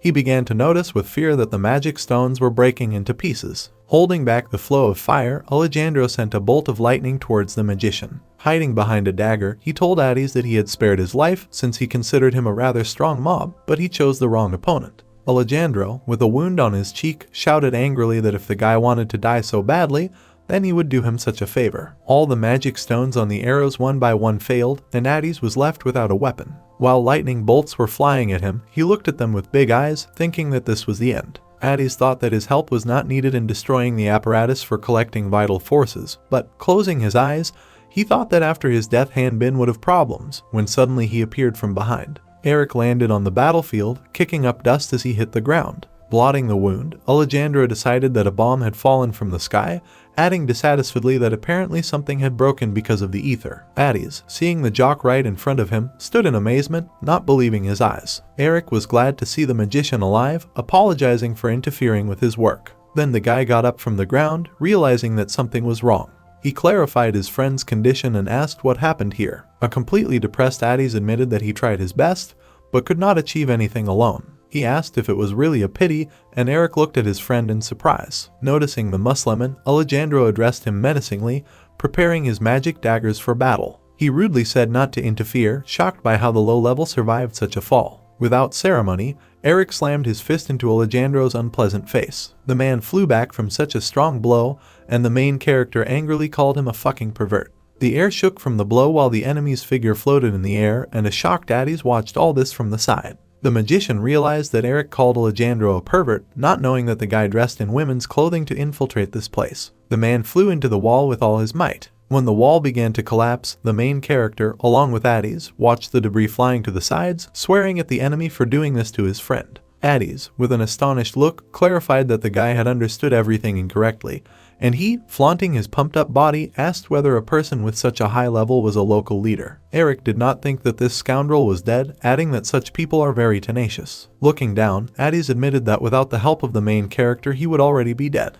The pumped-up guy in the green light turned to his friend, asking him not to talk bad about himself because of Alejandro. A strong green glow appeared in front of the guys, emanating from where Alejandro landed. Having noticed him, Eric concluded that one blow was not enough. Addis corrected his partner, informing him that the man was absorbing life energy. Using the dragon core, Alejandro began to rise and walk towards the enemies. Surrounded by turquoise streams of energy, He was enraged, holding his daggers in his hands. Looking at the guys with contempt, Alejandro called them fucking mobs. While Alejandro, enraged by Adiz's fiery attack, insulted the young man, Aaliyah quickly flew into a large hole in the middle of the earth. The sword that had pierced her was sticking out of the girl's shoulder and her heart was pounding. Ether, who was pinned to the ground by the sword, moved forward, tearing her wing. Ignoring the pain, the wyvern took off and loudly called out to its friend. Ether rushed into the abyss, looking with frightened eyes at the falling swordswoman. The abyss was deep, round, and illuminated only by the sun's rays reaching its bottom. The bloody sword lay not far from the girl with her wounded shoulder carefully bandaged.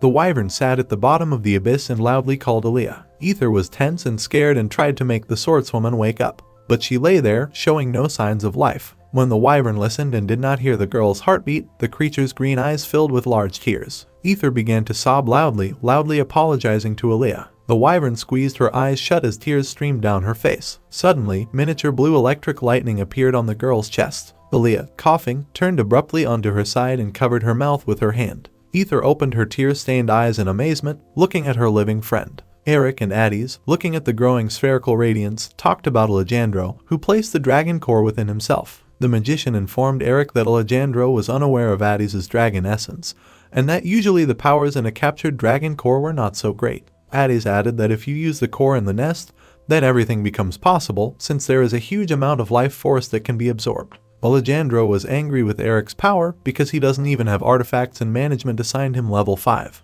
The man did not understand where the young man gets his strength from and who he even is. Eric just grinned in response. When Eric began to introduce himself incredibly loudly as a real Walterian warrior, Adiz became very awkward. Alejandro, with arched eyebrows and a grin, listened to Eric's exclamations that he, as a Walterian, would forgive the heinous acts of a man only if he sincerely apologized. When Adiz asked the young man to be more serious, Eric smiled awkwardly and whispered that they did not need to get involved in this matter and just wait for Emil to report the location and return. When the magician said that this guy was from the Great Earth, a group that killed goddesses, Eric fell silent in shock. Alejandro bowed his head and raised his bladed hands, saying that he didn't care about Eric's reluctance to reveal his identity. The man added with a grin that he would find out everything about the young man if he interfered. When a swordsman covers himself with his magical energy, the surrounding energy rises from the ground and hangs in the air. Alejandro sparkled with lightning and sank to the ground, preparing to attack. The enemy can only see the trail of sparks left during the use of this technique, so its second name is Lightning Imprints. Eric swung his muscular arm as Alejandro's dagger came towards him. The young man with a serious face delivered a striking blow. Alejandro was behind him, wanting to know Eric's true level. Alejandro jumped from behind and attacked the young man, calling him a 5-level false Walter. Adiz, looking at the fight from the side, was amazed at how quickly Alejandro behaved, and the magician even thought that the man was not fighting him at full strength. Eric, drawing his sword, turned around and coldly noticed that Alejandro was not even trying to hide the fact that he was an alien. Alejandro replied with a crazy smile that Eric's head would have already flown off if he were at least level 50, but the expression on the young man's face when he learned that the man was from another world made him think. Alejandro quickly moved around Eric with 2 daggers, wanting to check if he had reached level 60. The young man with a concentrated face thought that although he hated annoying types with regeneration, for the sake of knowing about the Great Land, the young man would have to fight closely. Alejandro swung his blades and said that it was best for Eric not to dodge now. When Alejandro told Eric about Adiz standing behind him, the young man became noticeably nervous and froze, not knowing what to do. Adiz looked as if he was on the verge of tears and lowered his face. Alejandro, enjoying the battle, reported that the movements of his blades caused the energy around him to rotate, which repeatedly and uncontrollably increased the strength of his attacks. Eric covered himself with his sword like a shield, looking at the whirlwind of lightning created by the man. Alejandro seemed distraught and mockingly said that he wondered how many pieces Eric would tear into pieces. The young man clenched his weapon, and intertwined blood vessels appeared on his muscular arm.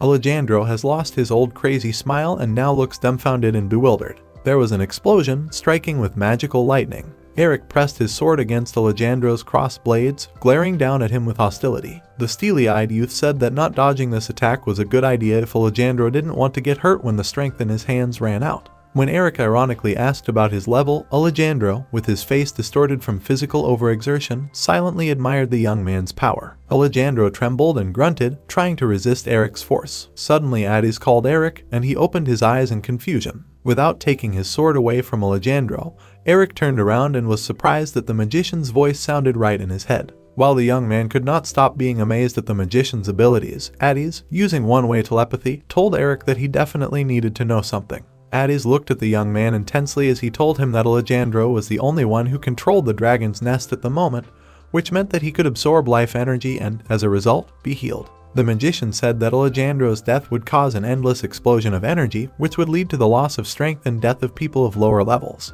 When Addis said that the only way to avoid this was to destroy the energy source, Eric thoughtfully concluded that he needed to control his power in the fight with Alejandro. When Addis, bowing his head, yelled that the two of them would have to kill the man, Eric tensed and opened his eyes. The magician, watching Alejandro's attempts to restrain the weight of Eric's sword, thought that he would have already died without the young man's arrival, although he had already done everything possible to kill the enemy. Addis stated that if Eric finishes the man, subsequent deaths will not be in the youth's lifetime. The magician frowned when he thought that Eric was here because of his stubbornness, because if Addis went to look for the source, he would not guarantee that he would be able to find it. With a sad face, Addis was about to say that he didn't want to be a burden when suddenly Eric's hand was in his face. The young man snapped his finger at the magician's forehead so hard that he was knocked down. Alejandro, who fell to the ground and leveled one dagger, watched this scene from afar in bewilderment. Addis even had tears in his eyes from the pain, and he pressed his fingers to his throbbing forehead while Eric expressed his indignation at the confusing explanation. The young man told the surprised Addis to destroy that energy mechanism while he restrained Alejandro. Addis, either with excitement or with resentment, shouted that Eric was strong, but missing Alejandro's attacks was still dangerous. The young man did not let the magician finish and, looking over his shoulder at him with a smile, said that he believed in him, adding that then they would finally go home. Addis fell silent, staring at his friend with wide eyes. The magician's lips broke into a slight smile as he turned around. When leaving, Addis promised that he would return soon. Eric put his palms on the hilt of his sword, seeing off his departing comrade with a warm look and smile, and thought that he was too delicate for a dragon. When Eric looked at Alejandro, all the warmth disappeared and only hostility appeared. Eric was surprised that the man, looking at the ground, was in no hurry to run after Addis. Alejandro raised his head and replied that it was really important, and he would hurry if he didn't think that some pathetic and low-level mob might try to harm him. Alejandro put his blade forward, firmly convinced that the plans could be thwarted, but such a situation could not harm as long as Eric was not able to kill the man. Raising his sword, Eric said with a grin that in this case he should beat Alejandro well without killing him. The wyvern ran, following someone's instructions. She was ordered to head to the second entrance. Ether walked between different aisles. When Aaliyah, sitting on the wyvern, said that she felt the source approaching, Ether excitedly asked if it was difficult for the girl without guidance. The swordswoman replied that the destruction of the leadership does not mean the loss of her powers, and that the subordinates that Alejandro could place here do not know about her betrayal. When Ether said how difficult it was, Aaliyah apologized to the wyvern, who replied that she wanted to look at it after they destroyed everything here. Ether was not going to die here and was ready to do anything to get out of here. When Aaliyah informed Ether that Alejandro had put the wyvern on the wanted list, she shed tears and, stuttering, hoped that Addis would explain everything. When Ether said that not only she, but also Aaliyah was mistaken, the girl smiled. Suddenly the wyvern lost its balance and looked down in fear, and Aaliyah almost flew off the Ether. Aaliyah squeezed her bloody shoulder with a dull groan, and Ether, hearing this, immediately became worried. The girl smiled comfortingly, chalking it all up to shaking, and Ether realized that Addis was fighting. Looking at the blood-stained palm, Aaliyah thought that she had been feeling the emitted vital energy for a long time. Aaliyah clenched her hand into a fist, hurrying the wyvern. The wyvern wasn't sure it was here. Aaliyah felt from the place where they came a strong flow of energy emanating from there and was sure that the source was there. Etha's eyes showed horror as she realized that Aaliyah didn't see what she saw. Etha's eyes saw a carpet of corpses of various monsters, and it was obvious that something had happened here. Aaliyah did not understand what the wyvern was talking about when suddenly some winged creature, curled up in a ball, began to move. The man stood up and scratched the stone wall with his nails, leaving red streaks on it, and called Ether and Aaliyah another of Alejandro's trash that needed to be dealt with. The man had sharp horns sticking out of his orbits,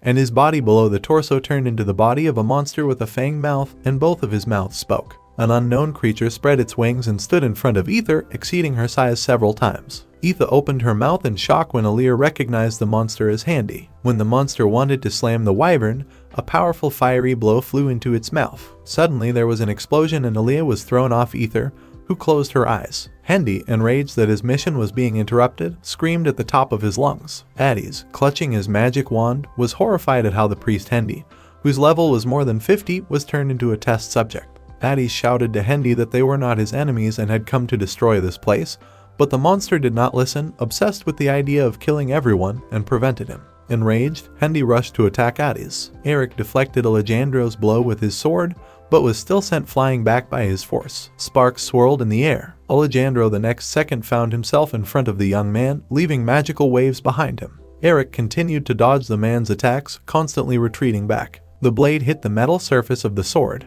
The man, looking at the gloomy young man, came to the conclusion that his style has many shortcomings, but he makes up for them with strength and speed. Alejandro smiled madly as he said that Eric could be really dangerous to him if he could take his head off now. The young man prepared to attack. With a sword in his hands, a clenched fist and his face twisted with rage, Eric moved towards the enemy. When Eric raised his open palm over the man's head, he declared that he would not allow a blow that would not kill him. Alejandro said that he already understood the young man's style, and that he had never met an opponent who controlled lightning. Holding Eric's wrist, Alejandro concluded that polished technique seemed to work better than powerful technique. Yelling that he was an expert in dueling, the man grabbed the electrifying blades and rushed to the attack. Eric again blocked Alejandro's blow with his sword. The man struck and lifted Eric into the air with lightning, saying that it would be easy to finish him off if he fell. Covering his stomach with his weapon, Eric watched from above as Alejandro created an 8-pointed star. The man raised his arms with daggers above his head, standing in the center of the magic star. From afar, the battle looked only like flashes and streams of magic. Eric desperately tried to defend himself with his massive sword. The young man jumped and found himself high in the air as his weapon became covered in small lightning bolts. Alejandro approached with the words that it was precisely at the moments of swinging a huge sword that the young man lost all his defense. Alejandro sent a spear of lightning towards Eric. With a nasty grin, Alejandro told Eric not to worry about his friends, because a level 68 monster would do it instead of him. The young man was blinded by the light of the approaching attack. The impact was so strong that it caused the stone floor to crack. The sword magician's lightning flashed in the air. Alejandro looked dumbfounded, his eyebrows raised above his wide eyes and his mouth parted. Eric wondered how strong the man was to show off so much. Alejandro began to sweat with horror when he realized that Eric had broken his spear with his bare hands. Looking at the young man standing firmly on his feet with a smile, the man tried to convince himself that he was wounded and was just pretending. Eric grinned and informed Alejandro that Addis was a level 67 dragon. Hearing such words, the man bared his teeth in a satisfied smile and laughed quietly. Then, clutching his head with his hand, the swordsman burst into uncontrollable laughter. Eric, frowning, didn't understand what was so funny. Alejandro did not consider it anything unusual or frightening that the young man had a dragon as his partner, and no one else besides him. When the man said that Addis could not become a dragon, Eric opened his eyes in horror and froze, and Alejandro was preparing to take out something with a grin. Eric watched with a straight face as the man suddenly shook his hand in confusion and panic. Alejandro's face contorted with rage, expressed in a grin, visible veins, and a wild look, when he realized that this was the work of Aaliyah. The girl was lying on the ground, in one hand holding a large gold medallion with a minimalistic image of a dragon. Standing up, the swordswoman watched as Addis, in her true form, fought Hendy. Addis had a deep scarlet scratch near his eye, and he angrily bared his fangs. Addis took on his true dragon form. Baring his sharp teeth, he rested his paws on the palms of the monster with Hendy's body. Addis was amazed at the state in which he found Priest Hendy. Addis knocked Hendy off his feet by putting his weight on him. The monster flew back, supported by its powerful tail. Hendy spread his snow-white wings as the dragon approached him menacingly. The monster squealed, opening its animal mouth. The creature bit into the dragon's shoulder with its fangs, knocking a cough out of him. Addis bit him back and Hendy looked back with a look of pain on his face. The dragon flew over the mutated monster, which was cowering from the unpleasant sensations after being bitten.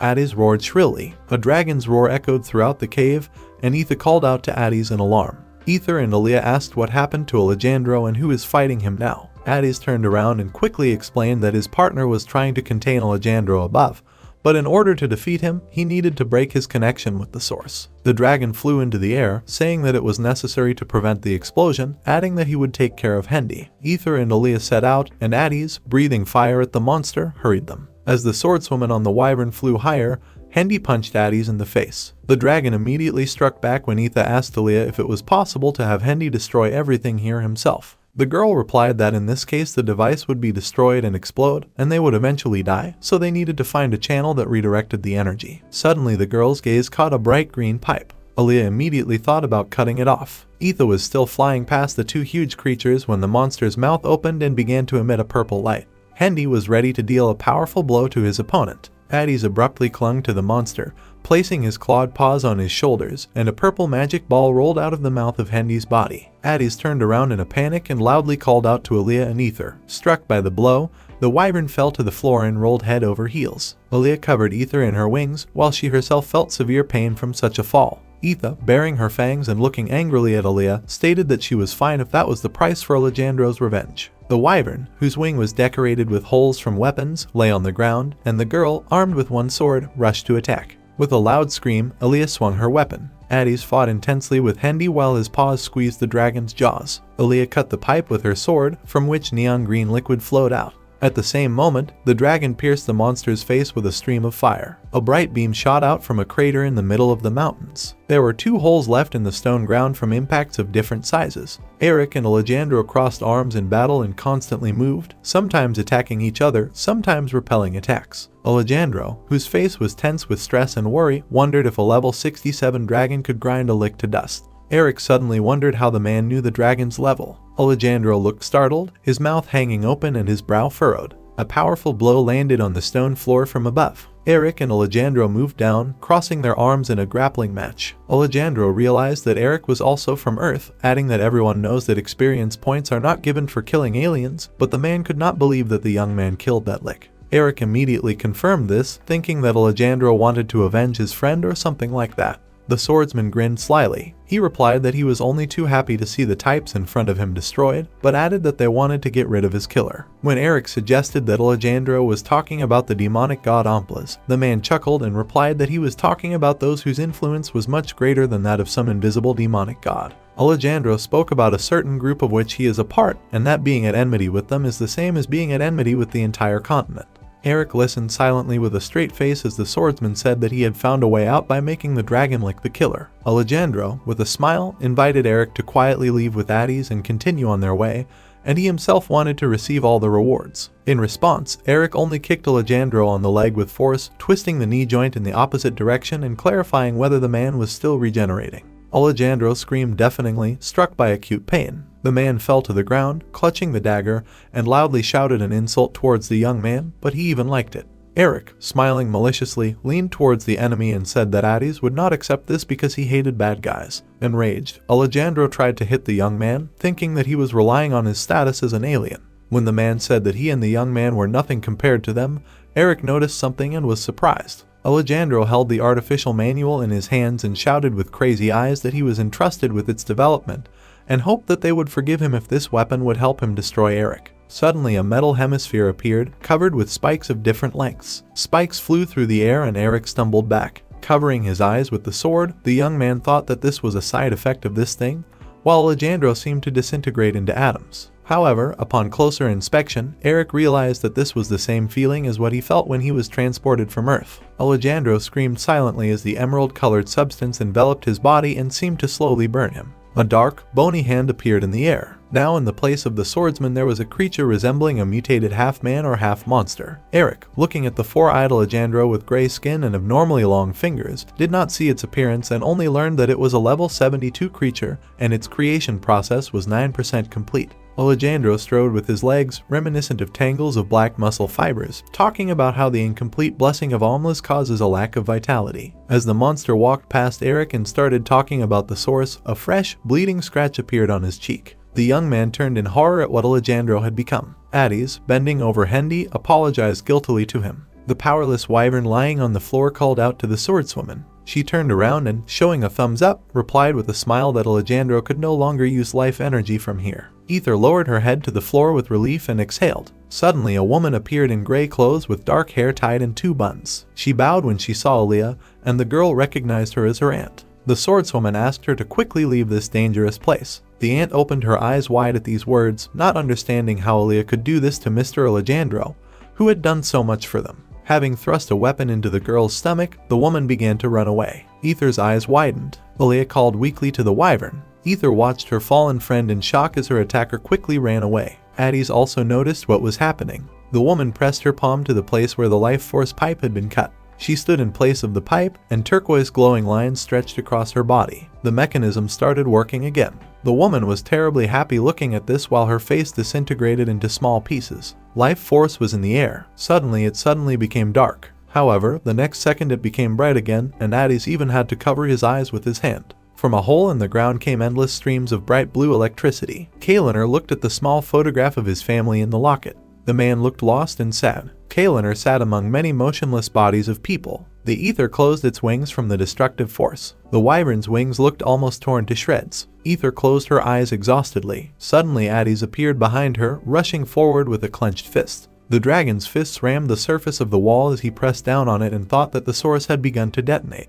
The dragon, baring its teeth, grabbed the wires and thought that absorbing energy would only be a temporary measure. Ether excitedly looked back at the screaming Addis, clutching the magic wires in his paws. Blood appeared in the air. Addis opened his eyes and turned his attention to the wyvern, who shouted that its core would stabilize the source a little. But this was only a temporary solution, and the only way to return strength to people was to destroy that huge clot of energy. She added that physical attacks would not work, but using other powers would cause the source to dissipate, and Miss Alea's sword skills were the only way to accomplish this. Tears gathered in Ether's eyes as she screamed that Alea was no longer just injured. She had lost consciousness and her vitality would be drained from her. Addis, hearing this, tensed. The reincarnated Alejandro, looking around his new body, concluded that he now understands why people want to receive the blessing of Omplis. The man added with an ominous smile that Eric must also see the benefits, because he has a manual that allows him to see the levels of opponents, identify their species, and even gain experience for killing them. The man tensed his biceps and declared that he could be called immortal, since an endless supply of vital energy would help restore his body and he could not be destroyed by four forces.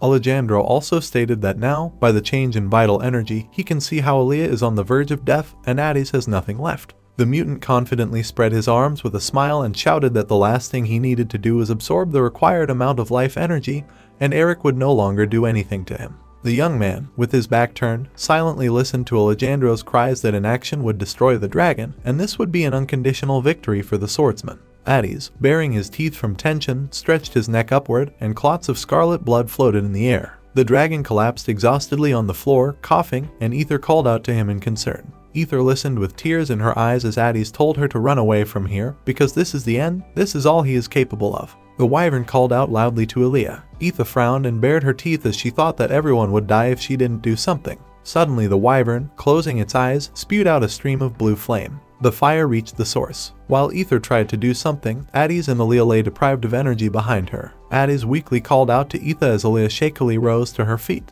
Addis turned his gaze to the girl when she addressed him. Alea stated with determination that she wanted to ask the dragon for one more favor. Ether continued to attack the magical sphere with flames, silently indignant that she could not do anything. Suddenly the fiery stream was interrupted, Ether coughed, and small red drops sprayed from her throat. The wyvern planted its forelimbs on the floor and bowed its head, coughing up blood. Tears streamed down her determined face as she decided she didn't want to be alone. Alea walked with uncertain steps along the bloody surface. Ether's gaze softened when she felt the touch and heard Alea's voice very close. As the swordswoman collapsed, Ether became worried and told her not to waste her last strength, and Alea apologized, adding that she had always been here alone. When Alea, stroking the wyvern's head with her palm, said that she always stood out and was braver than the swordswoman thought, Ether, through her tears, plaintively said that she could not fight like Alea or at least somehow help her. Alea smiled and, holding a large golden medallion in her hand, reminded Ether that she was a genius talking wyvern. Ether looked at the object in the swordswoman's hand with shining eyes. The wyvern turned around in confusion as Addis explained that this unique item allowed dragons to imitate other species. The dragon lying in a pool of blood hissed through his teeth that Ether is a very smart wyvern, and this artifact can be used by a dragon and there has never been a wyvern that has taken human form. Alea, sitting on the floor, confidently shouted with a smile that Ether would do it. The swordswoman apologized with a warm smile and said that now she could only believe in the wyvern. Ether smiled gratefully and asked her friend to believe her. A medallion with a dragon pattern lit up in the girl's hands. The cave was illuminated with the brightest purple light. Alejandro hissed, teeth bared, as his torn body snapped in half, revealing his black and green innards. When the man's hand fell into place, he laughed at Eric, reminding him that he would never be able to kill his immortal opponent. Eric, jumping back with a sword on his shoulders, suggested that, despite its declared immortality, the monster was still capable of feeling pain. The young man, with a smile and eyes burning with madness, declared that as long as Alejandro suffered, he would continue to tear him to shreds. With a face that looked like a mask with two pairs of eyes and an artificial smile, the man thought that there was no such sane person who would live a long life. Eric, jumping with an expression on his face full of desire to kill, attacked the stunned Alejandro. Having come to the conclusion that Eric was hunting standard monsters, he decided to cover his body with armor comparable to the strength of dinosaur armor. Before he could complete the creation of the scaly armor, the man received a powerful blow to the head, which even caused cracks to appear on his face. Eric's sword stabbed into the ground as he held onto its hilt tightly with one hand. At the moment of the explosion, Alejandro lost consciousness, but the life energy that penetrated through the blessing of Omplas restored his body. Every part of his body was restored in less than half a second, after which the man regained consciousness. Alejandro opened his jaw wide